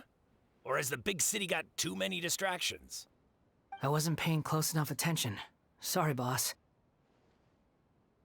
I think you're right. Maybe it's the city. It's so exciting. It can be hard to focus. Who's that guy? You know him or something? He's who? You're a strange one, kiddo. You say you don't want any money for helping out here, and then when I actually give you some work to do, you keep letting yourself get distracted. I don't want to take advantage, so I'm happy to pay you what I'd pay anyone else. But if you keep acting like this, pretty soon I won't be able to afford to. No, please. I mean it. You don't need to pay me anything. I'm just so thankful you agreed to take on an outsider like me. You're welcome, I guess. But I got bigger things to worry about. Look, we're all out of Sunsettias. And I promised the lady down the street I'd deliver a fruit bowl this evening. Leave it to me. I'll find some more.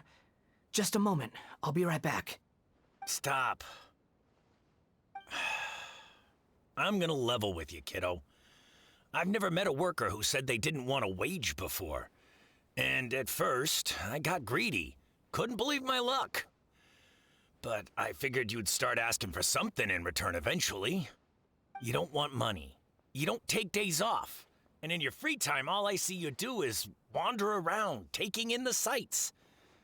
Are you a drifter or something? That's right, I am. We can talk more about that later. First, let me get those fruits you needed. Sunsetius, was it? I'll be right back.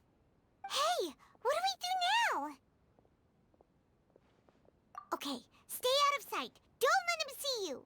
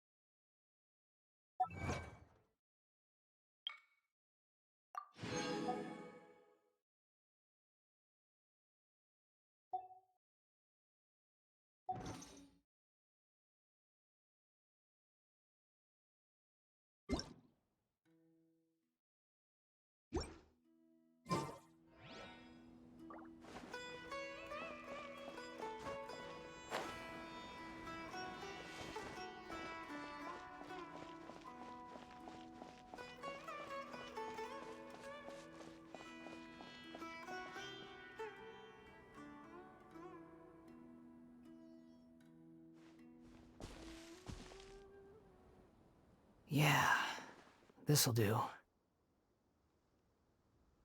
though you say he's the Balladeer, what are we planning on doing? Stealing his Sunsetius? Isn't that a bit too cruel?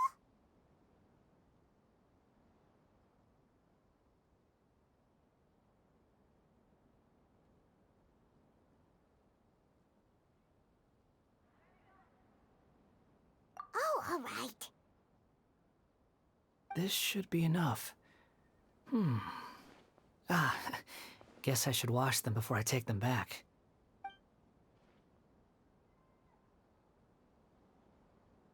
Huh? You two over there. Is there something I can help you with? He spotted us! You've been following me all the way from the city.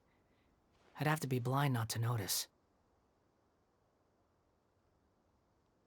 Have we met before? No, we haven't met. But you know me? I have no recollection.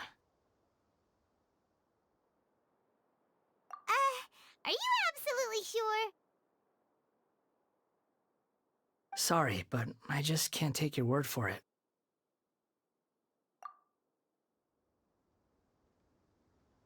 A puppet? What makes you think that? Huh?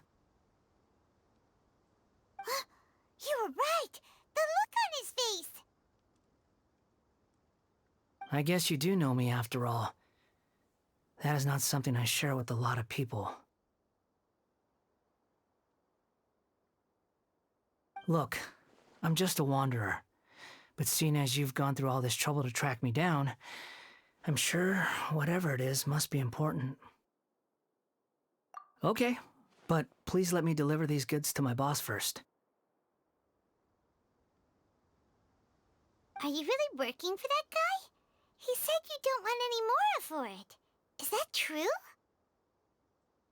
Yes, I ran into him out in the wilderness during a storm, and he let me take shelter in his cart. In return, I said I'd be his helper for a while.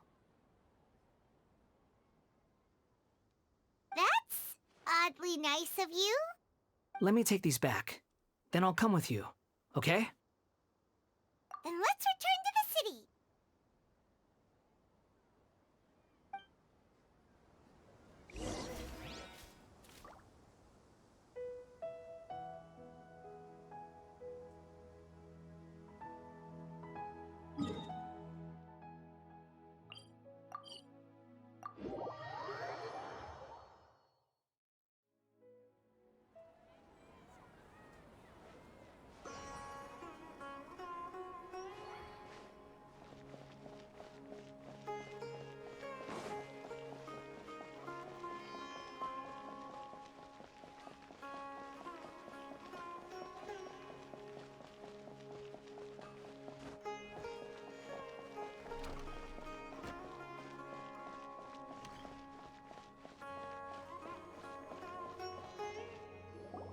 Here you go, boss. I'll leave them right here. Oh, you really went and picked some more. Who are these two? Something's come up, and they need to borrow me. Sorry, boss. I'm afraid I'll be away from the stall for a while. I was just about to pay you anyway. Go wherever you want, kid. Don't waste your time here. What? I get it, okay? You just wanted to help me out, to thank me for giving you shelter from the rain that day. Even then, I don't understand why you're so adamant that you don't want any pay for it. But look, it was pouring down, and there you were, sauntering along without a care in the world, like you had nowhere to be and didn't even care that it was raining. Imagine you were me for a second. It's a little weird, right? Why is this guy traveling during a rainstorm if he's not trying to get somewhere? And why is he taking a shortcut through the open country if he's not even in a hurry? But anyway, taking you in didn't put me out even slightly. You don't owe me a thing for it. Certainly not all this. Your time is valuable. You know, you should go live your life. But I don't...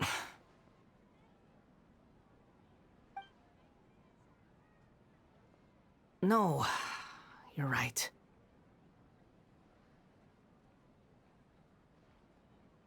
Then I suppose this is where we say goodbye. Thank you again for taking me into the city. Don't mention it, kiddo. I've run into all kinds of characters over the years. I just hope you find your path. Thank you.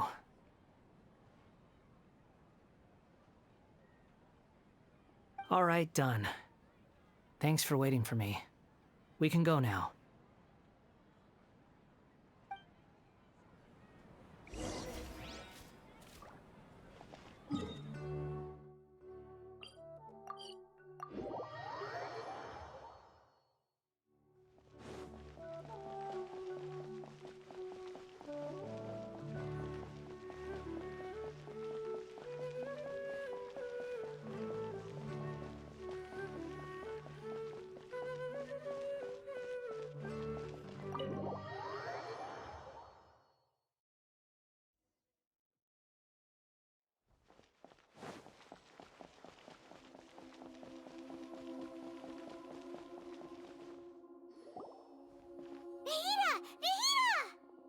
What's wrong?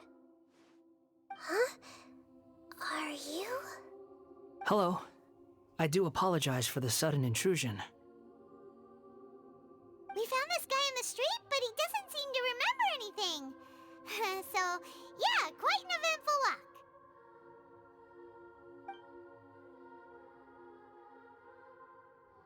You say that you're trekking across Teyvat to train yourself.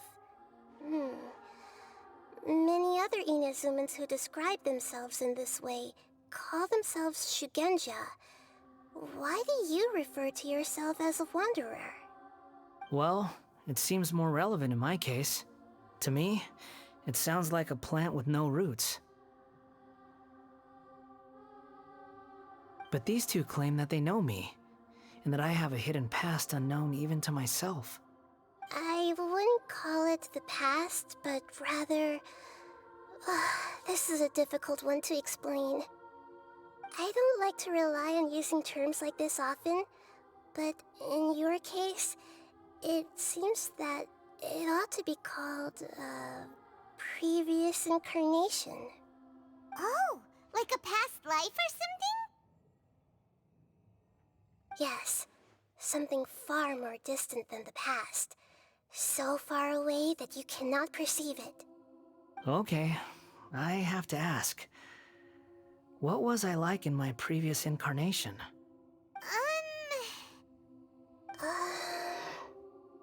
Oh, okay. I see. You want to tell me, but you can't bring yourselves to say it. Looks like I didn't have the most wonderful existence in my previous incarnation. If it's that difficult to talk about, I have no doubt it will be just as difficult to hear, but I'll be able to handle it. Please, tell me the truth. Is truth something you care a lot about? Yes. Then I'll be straight with you. In your previous incarnation, you did many things that would be considered evil. You nearly died because of what other people did, and many died because of you. As a non-human being, you hated gods and humans alike. You drifted from place to place, never able to settle, even where you found status and identity. You adamantly believed that you were missing a heart. Actions rooted in persistence sometimes bear bitter fruit. Sometimes, you have to let parts of yourself go, or you'll never be happy.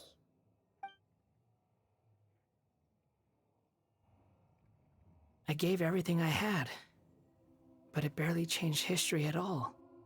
In terms of the outcome alone, that's true.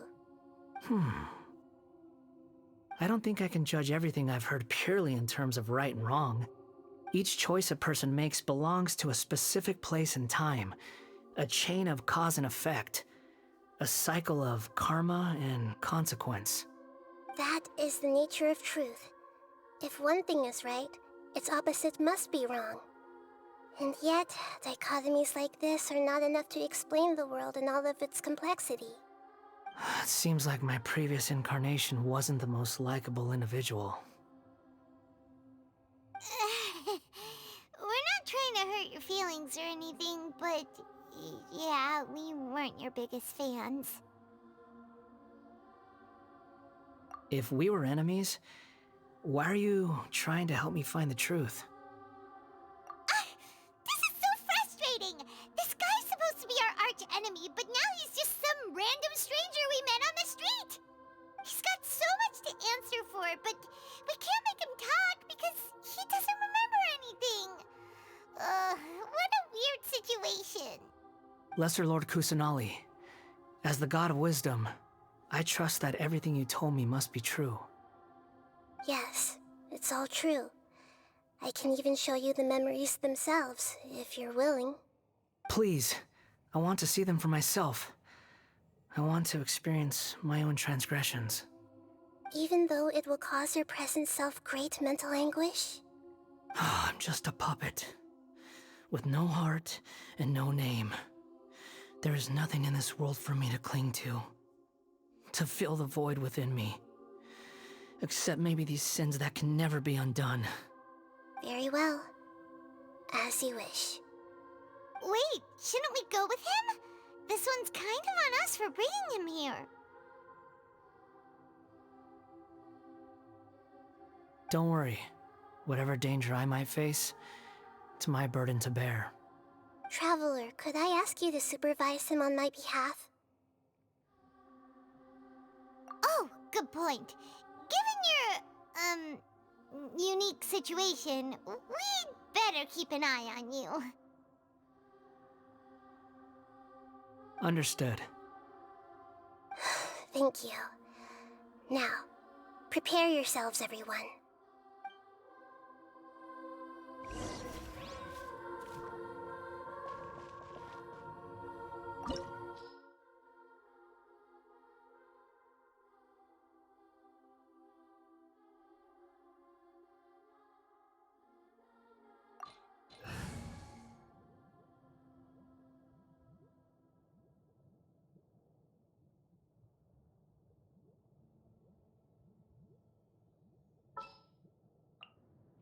I can't wait any longer!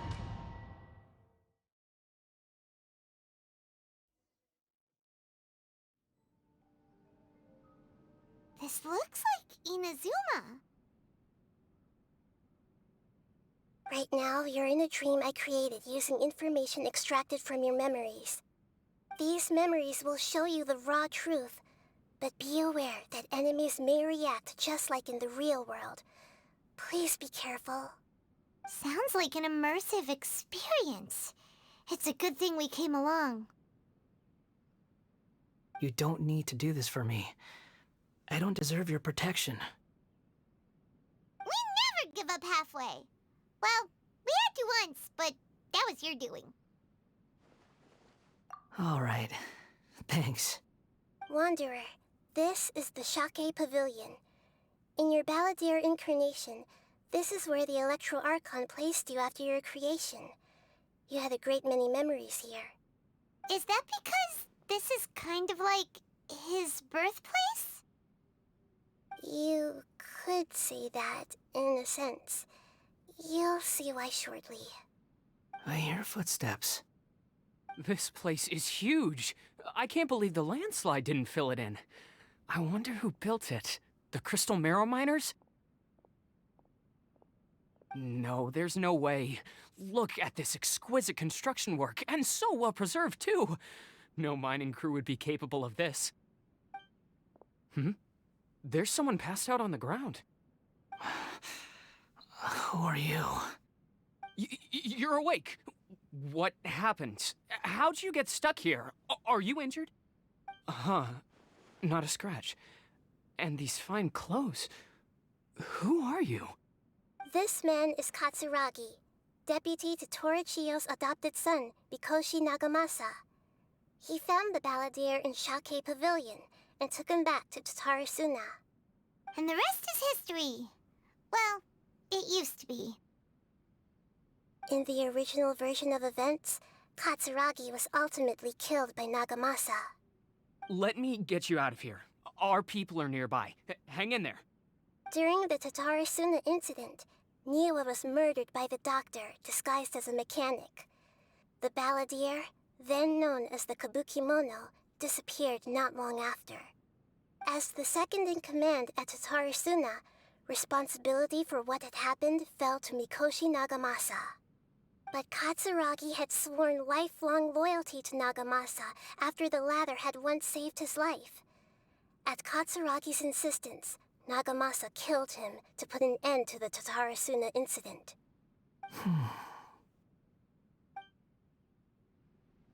Katsuragi seems like he was a good guy. He looks like a warrior, but he has a kind face. Why couldn't he live a long and happy life?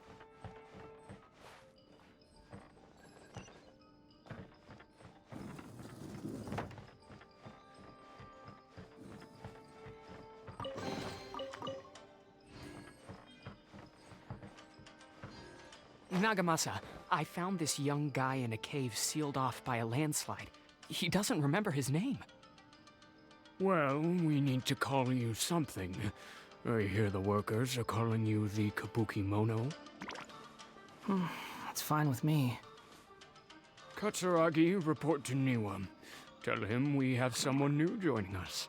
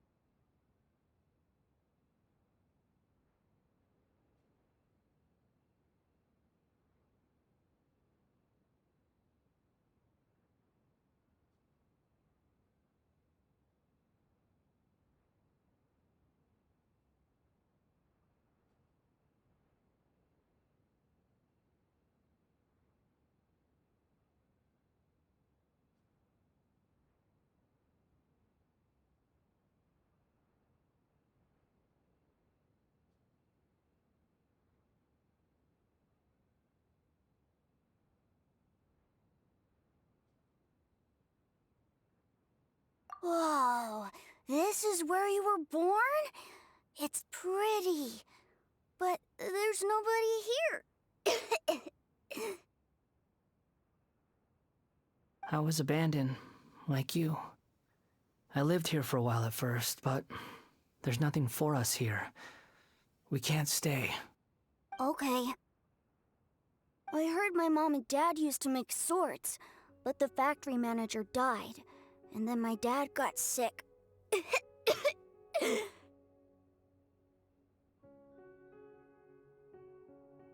He kept coughing all the time, just like me.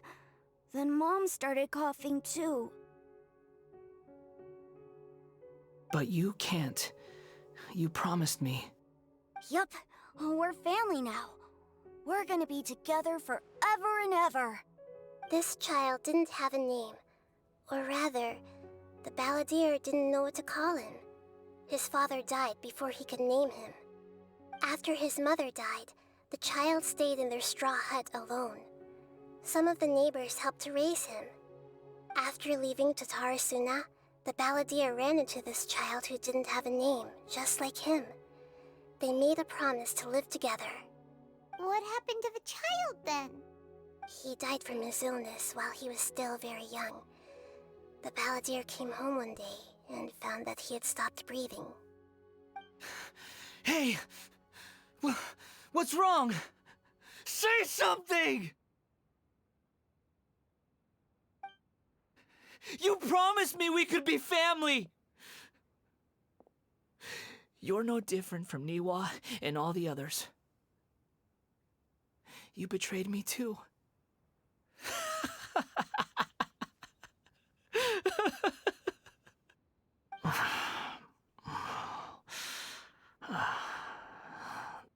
The voices have gone. It looks like the memory ends here. Let's keep going.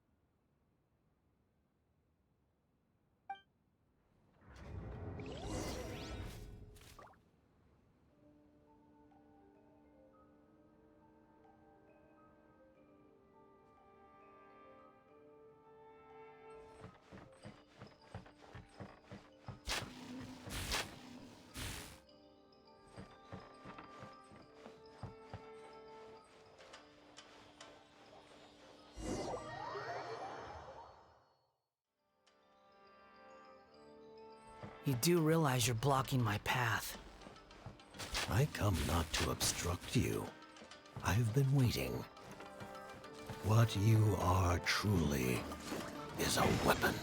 One that could be wielded with an iron will. Or you could continue to drift aimlessly. Are you trying to win me over? The long-fated rebellion has begun. Why not take your place at the banquet and join those who shall feast?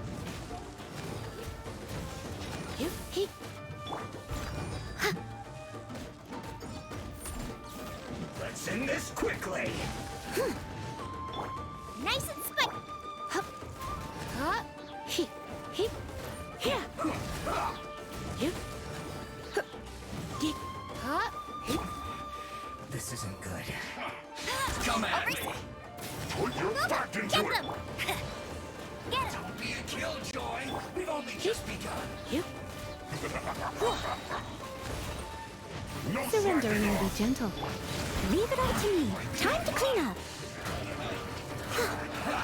That all you got? I miscalculated.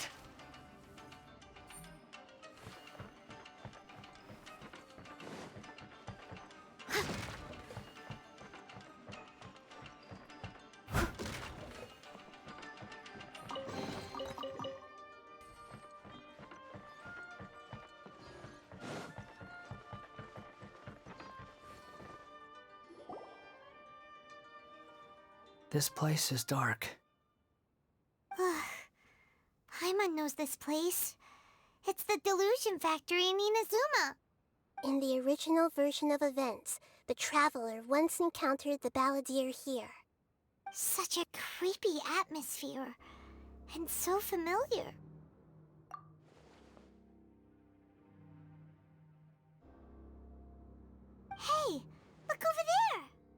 Well, well, my fair lady. Is this rundown factory and these incompetent fools all for me? Wow. You shouldn't have. Huh. What do you have to gain from belittling your subordinates? You might not want to admit it, but you are a part of this plan. Perhaps you find fighting in the Abyss to be a more meaningful use of your time? Oh, but of course, even this pales in comparison to being experimented on by the Doctor. What a sharp tongue you have. Funny how negotiating never seems to be your strong suit. For the task ahead, I suggest you keep your true feelings to yourself. Save your breath. I know what I have to do. I'm sure you think so, but I still think you need to hear it. Don't start thinking you're invincible, and don't let your emotions get in the way. Surely you're not worried about me. I just can't have you getting in my way. You and Child never fail to find ways to complicate things. I'm merely lighting a little fire in this chaotic nation. But you, being tossed out like trash, must make you want to destroy it completely. Do you remember the last time you were here? That was a lot of swordsmiths you killed. I'm sure the descendants of the Raiden Gokaden are still suffering the consequences now. Look at you. Oh, don't get so sentimental. Now, give that poor little tongue of yours a rest and stop pretending like you're above everyone else. Bye then. See you at the victory feast. Poor little tongue? She's playing with fire talking to me like that. Who does she think she is? Forget it. Someone might find me here any minute now. I should prepare to give them a warm welcome.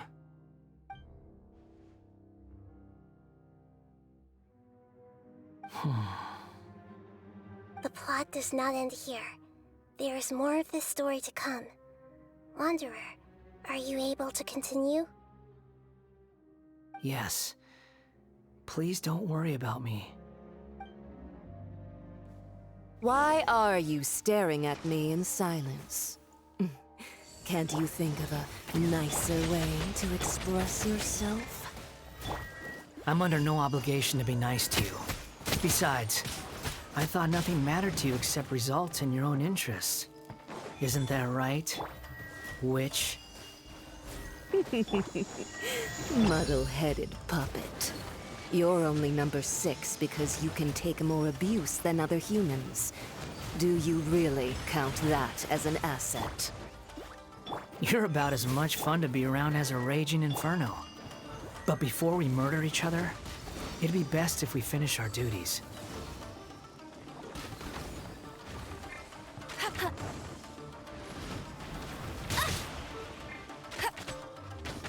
Out of the frying pan, into the fire! You're toast!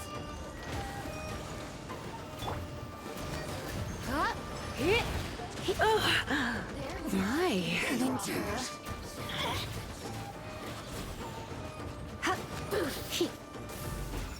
Nice and spicy! Let me amuse myself. I must leave no stone unturned. Over here. Blink. The more, the merrier. So soon. No escape! Out of the frying pan, into the fire! Leave it all to me. Prepare yourself. The merrier. Oh, and now you've got me worked up.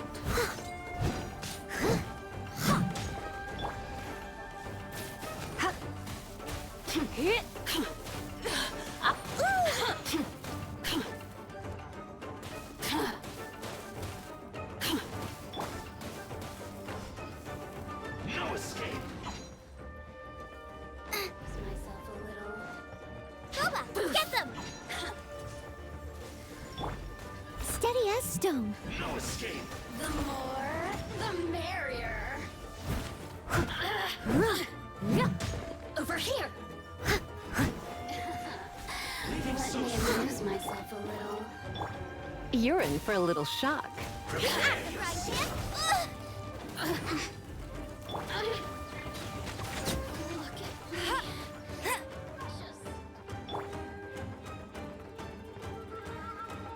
Come a little closer. I must leave no stone unturned, as a good knight should. That's it! Huh? You're in for a little... Nice and spicy! Can't run from death.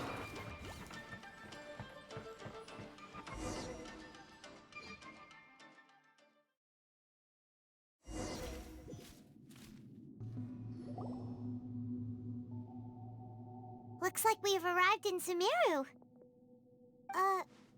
Is that? Considering that Amorta's sage, Nafis, refused to join this project, I'll take part in the experiment in his place. Welcome. I look forward to a fruitful collaboration. When do we start? You seem impatient. You should know that becoming a god is far from a trivial affair. The biological transformation is a lengthy process. As such, I too would recommend that we commence as soon as possible. In the event that a successful connection is established, his body will become permanently bound to the machine, and he will be unable to move independently of it. Nothing worse than what I've been through before then, Doctor.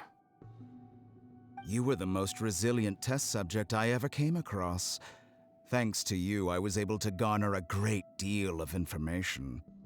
Alas, after that, you were under orders to remain in the Abyss.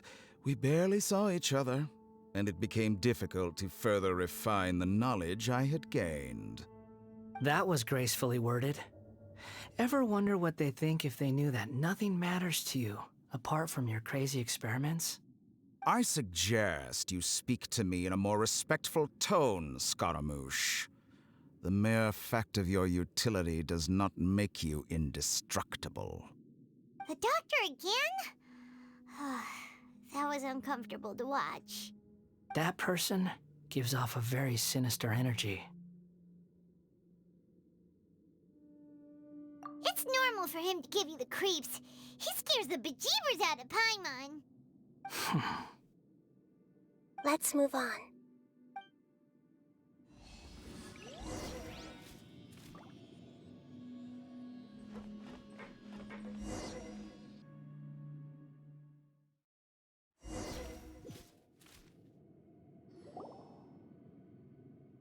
You're a god. Do you think I'm evil? If you accept that he is you, just as you are you, then yes, you are evil. In your eyes, are there any differences between humans and puppets? Do you think there are any differences between your present self and your previous and future incarnations? If not, then what are the differences between humans and puppets? Whoever has tasted the joys and sorrows of life in the human realm is human. Whoever has loved and lost, cried with grief, howled with rage at the tragedy of death that eclipses the miracle of life, they are human too. I've seen enough of my past. If possible, I'd like to reclaim the sins that are mine to bear. No matter the consequences, I won't run from blame or punishment. Whatever I am due, let it come to pass. Can you return my memories to me? Huh? But won't that mean you'll lose your current identity?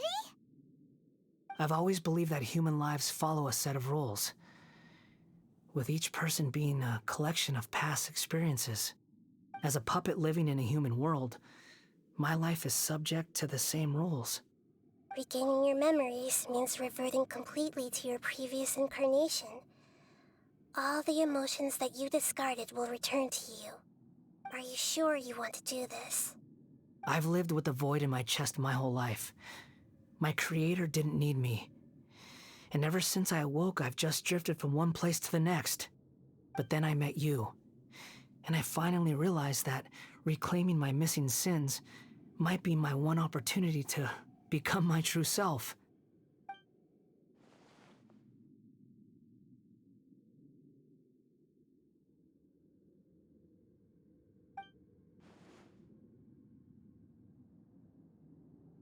I've always felt I have an innate tendency to yearn for something more, in a way that goes deeper than for most people.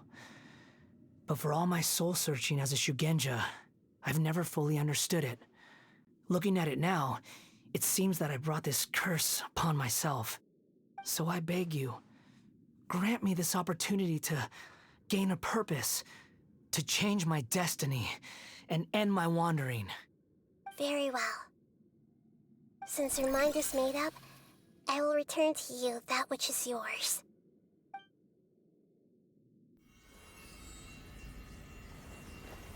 You have made your decision. Now, take this.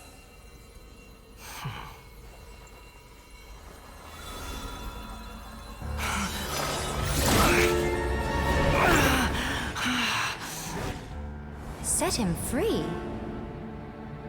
A puppet? What's he doing here? It's... You're a human as far as I'm concerned. Everyone's here. Wonderful. What a fine blade. Nagamasa will be thrilled. This is... my...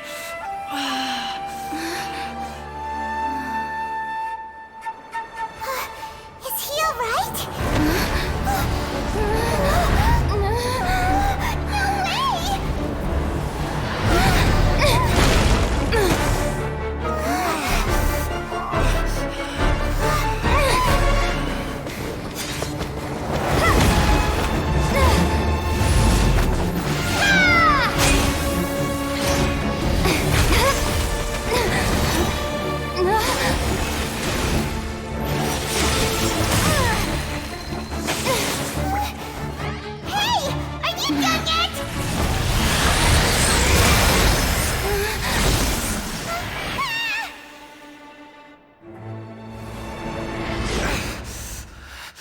All worthless dross will be purged.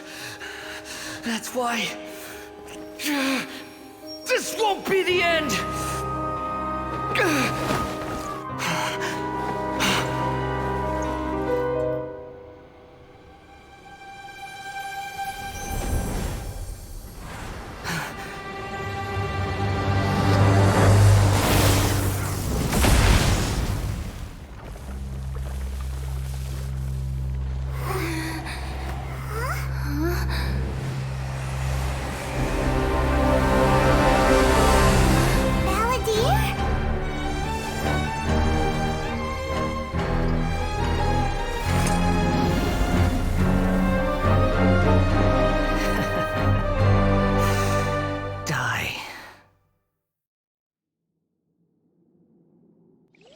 This is trying my patience.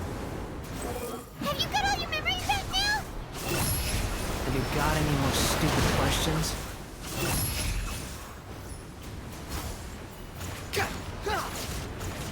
Evil human! The wind rises. You're dead!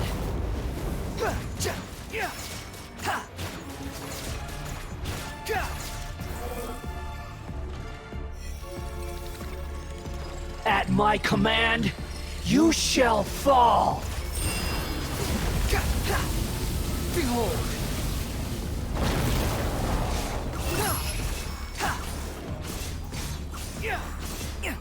Insignificant pest!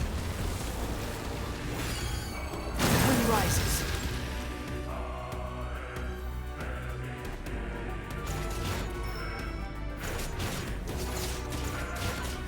My endless cycle begins!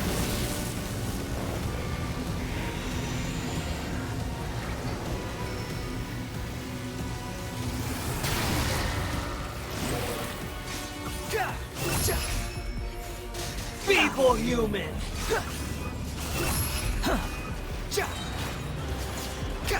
Cry louder! Behold! Insignificant past!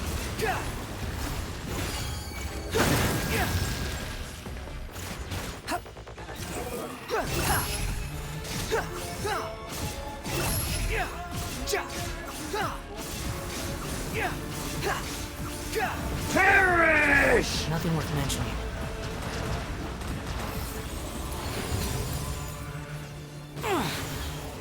The wind rises. Feeble human!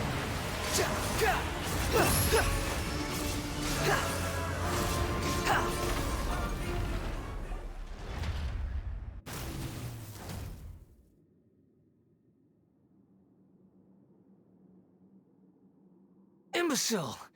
Get out of my sight. It disappeared. Did we win? What did you expect? I'd never lose to that. There's the tone of voice again. You're definitely back to your old self. Wait, but it was you inside that thing too! What have you got to be smug about? Sorry. I'm harsh on myself and everyone else. Just the way I am. You sound like you're concerned about me.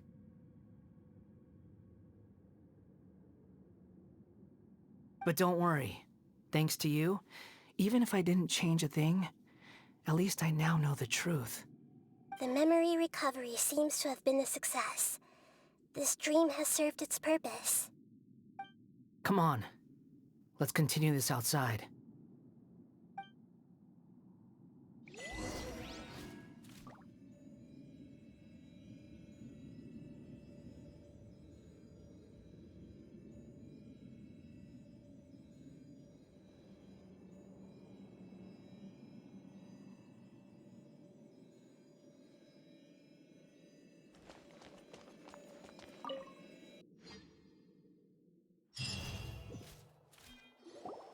Welcome back, Traveler, Paimon, Balladeer. It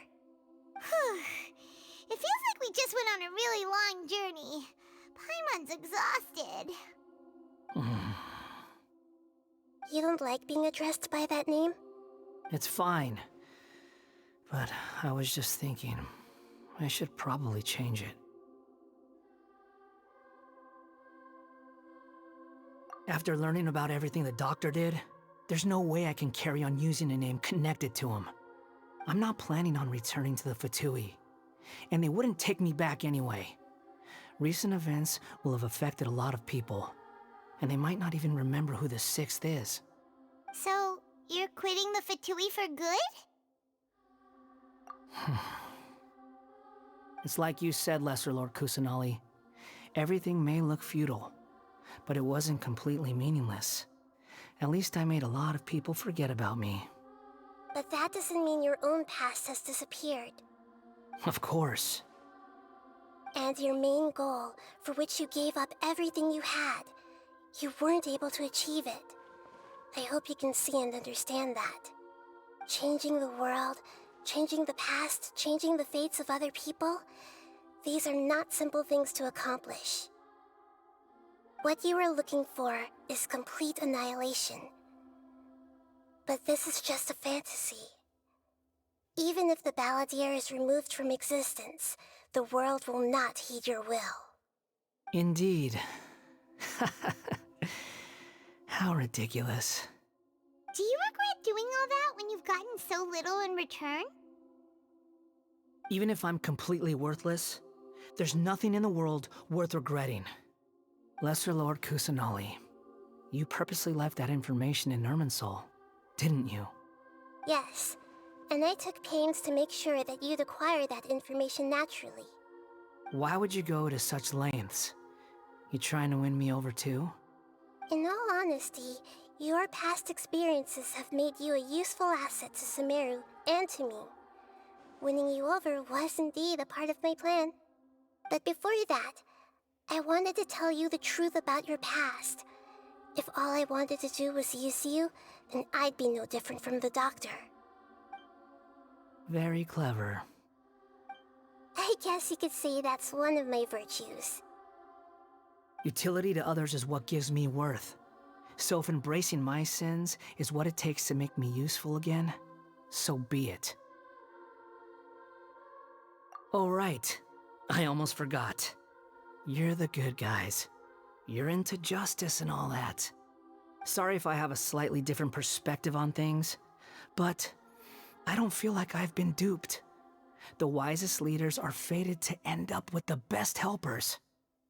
I can live with that. I'm glad you're able to think of it in that way.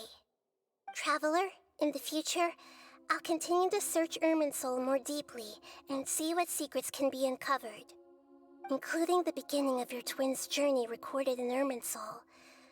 What exactly happened before and after that point? I want to know as well. I will try. Traveler. After I dove into the information torrent in Irminsul, why did you go to Inazuma? So that's how you found out whose fate had changed. And how? Well, whatever your reasons, you did me a favor. And I'll do everything I can to pay it back. Borrowing and returning are the only real relationships between individuals. I'll balance the books one day. Don't you worry. That's not true. A relationship between two people is not simply a ledger that can be reset to zero. I think deep down you realize this. People who show up in your life don't just evaporate like water drops and leave nothing behind. There is no such thing as balancing the books. Some things in this world can never be brought back, and they can never be changed, which is why there is emotion in the human world. Everything that you feel is real and lasting, and whatever is missing in you will not be made whole. To be human is to live with imperfections. You can choose whether or not you want to be human. But humans can't live without a heart, can they? Anyway, I gave up trying to become a human a long time ago. You understand what pain is perfectly well, even without a heart. You're just bearing your feelings. The past is set in stone, but you can keep moving on. And the longer your future lasts, the shorter your past will become, until one day, it is but a tiny fraction of your life. Sounds like you've got a future planned out for me.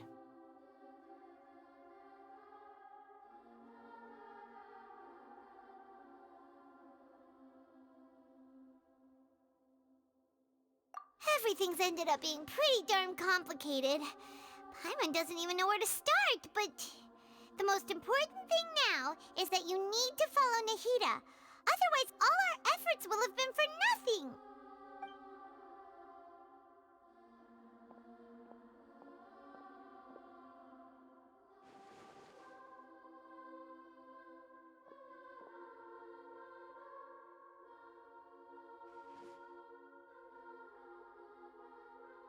Then I guess I'll be helping you from behind the scenes from now on.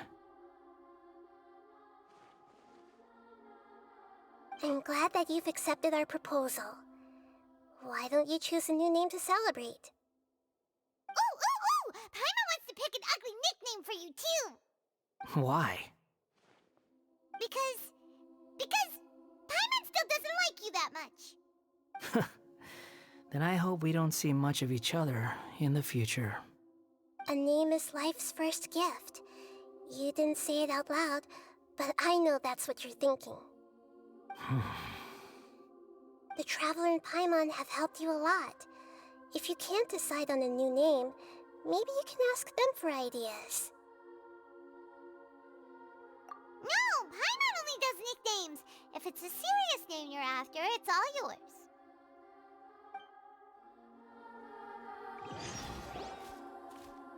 Have you got anything? Are you sure? Oh. There. Now you have a name of your own. What about a nickname? Are you done yet? Still thinking. Stop Take your time. I don't need to see you again until you've thought of one. Everyone who manipulated me and made me suffer will have to pay the price. You mean the Fatui? The doctor, at least. Now that your stance has changed, I believe your future path will change accordingly. But it won't be immediate. You still need some time to compose yourself. One more thing. There are still some descendants of the Raiden Gokuden living in Inazuma. Some of them know. Well, they ought to know about the connection between Raiden Gokuden and myself.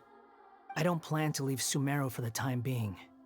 If you see them in Inazuma, please tell them that I was the one responsible for the Raiden Gokuden's downfall. Even though the events have been erased from the world, they still deserve to know the truth. I see. That is up to you. Huh? But if we do that, then... It's fine. Let them stab their blades into my chest if they so desire. Maybe that's how it always should have been.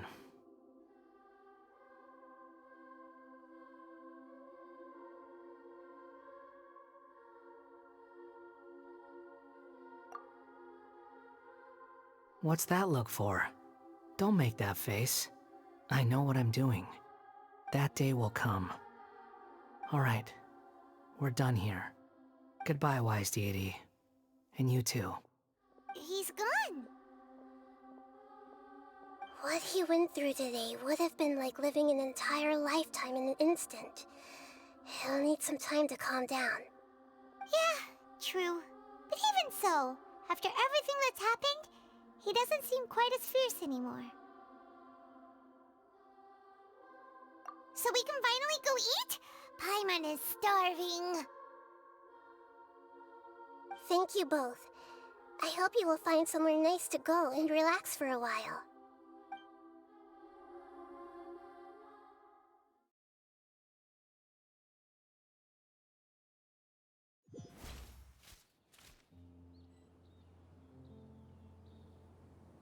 I've got it! I can end my novel with some words from Mikoshi Nagamasa. You mean because everyone else in the story is dead? Yeah, I heard that Mikoshi Nagamasa died at a ripe old age. He's the perfect fit to be the narrator of the epilogue.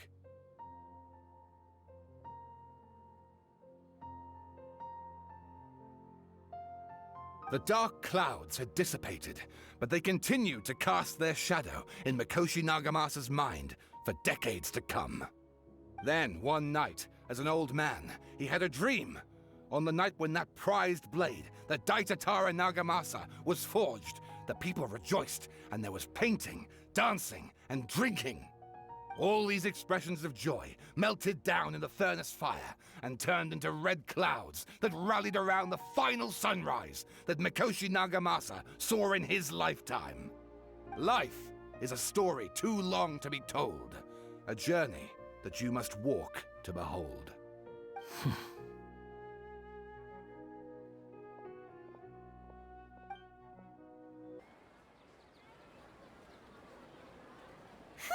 It's about time we had a break. As soon as you stop, all the tiredness and hunger comes rushing back. Wow, great! Huh? Look at the vase.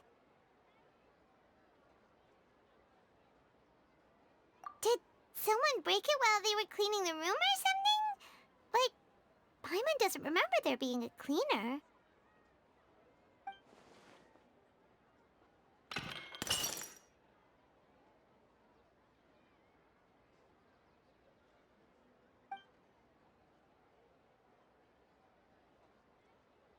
You sound lost and confused.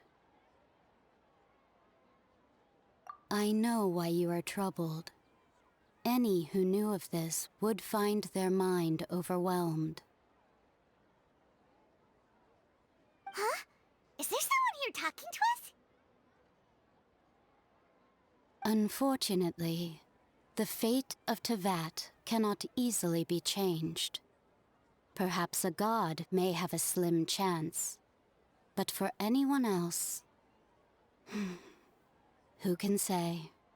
When a small animal runs into a tree trunk, though the tree may sway, it is not displaced. The same is true of fate, like a vase that falls to the ground.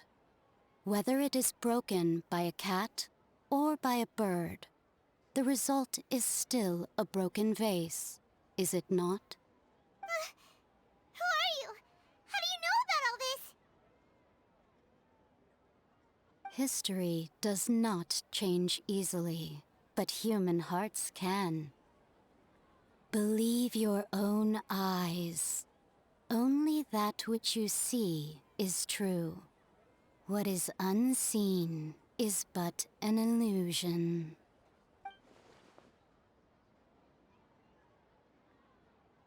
The voice has disappeared. And who the heck was that? And what were they doing coming out of nowhere and saying all that scary stuff?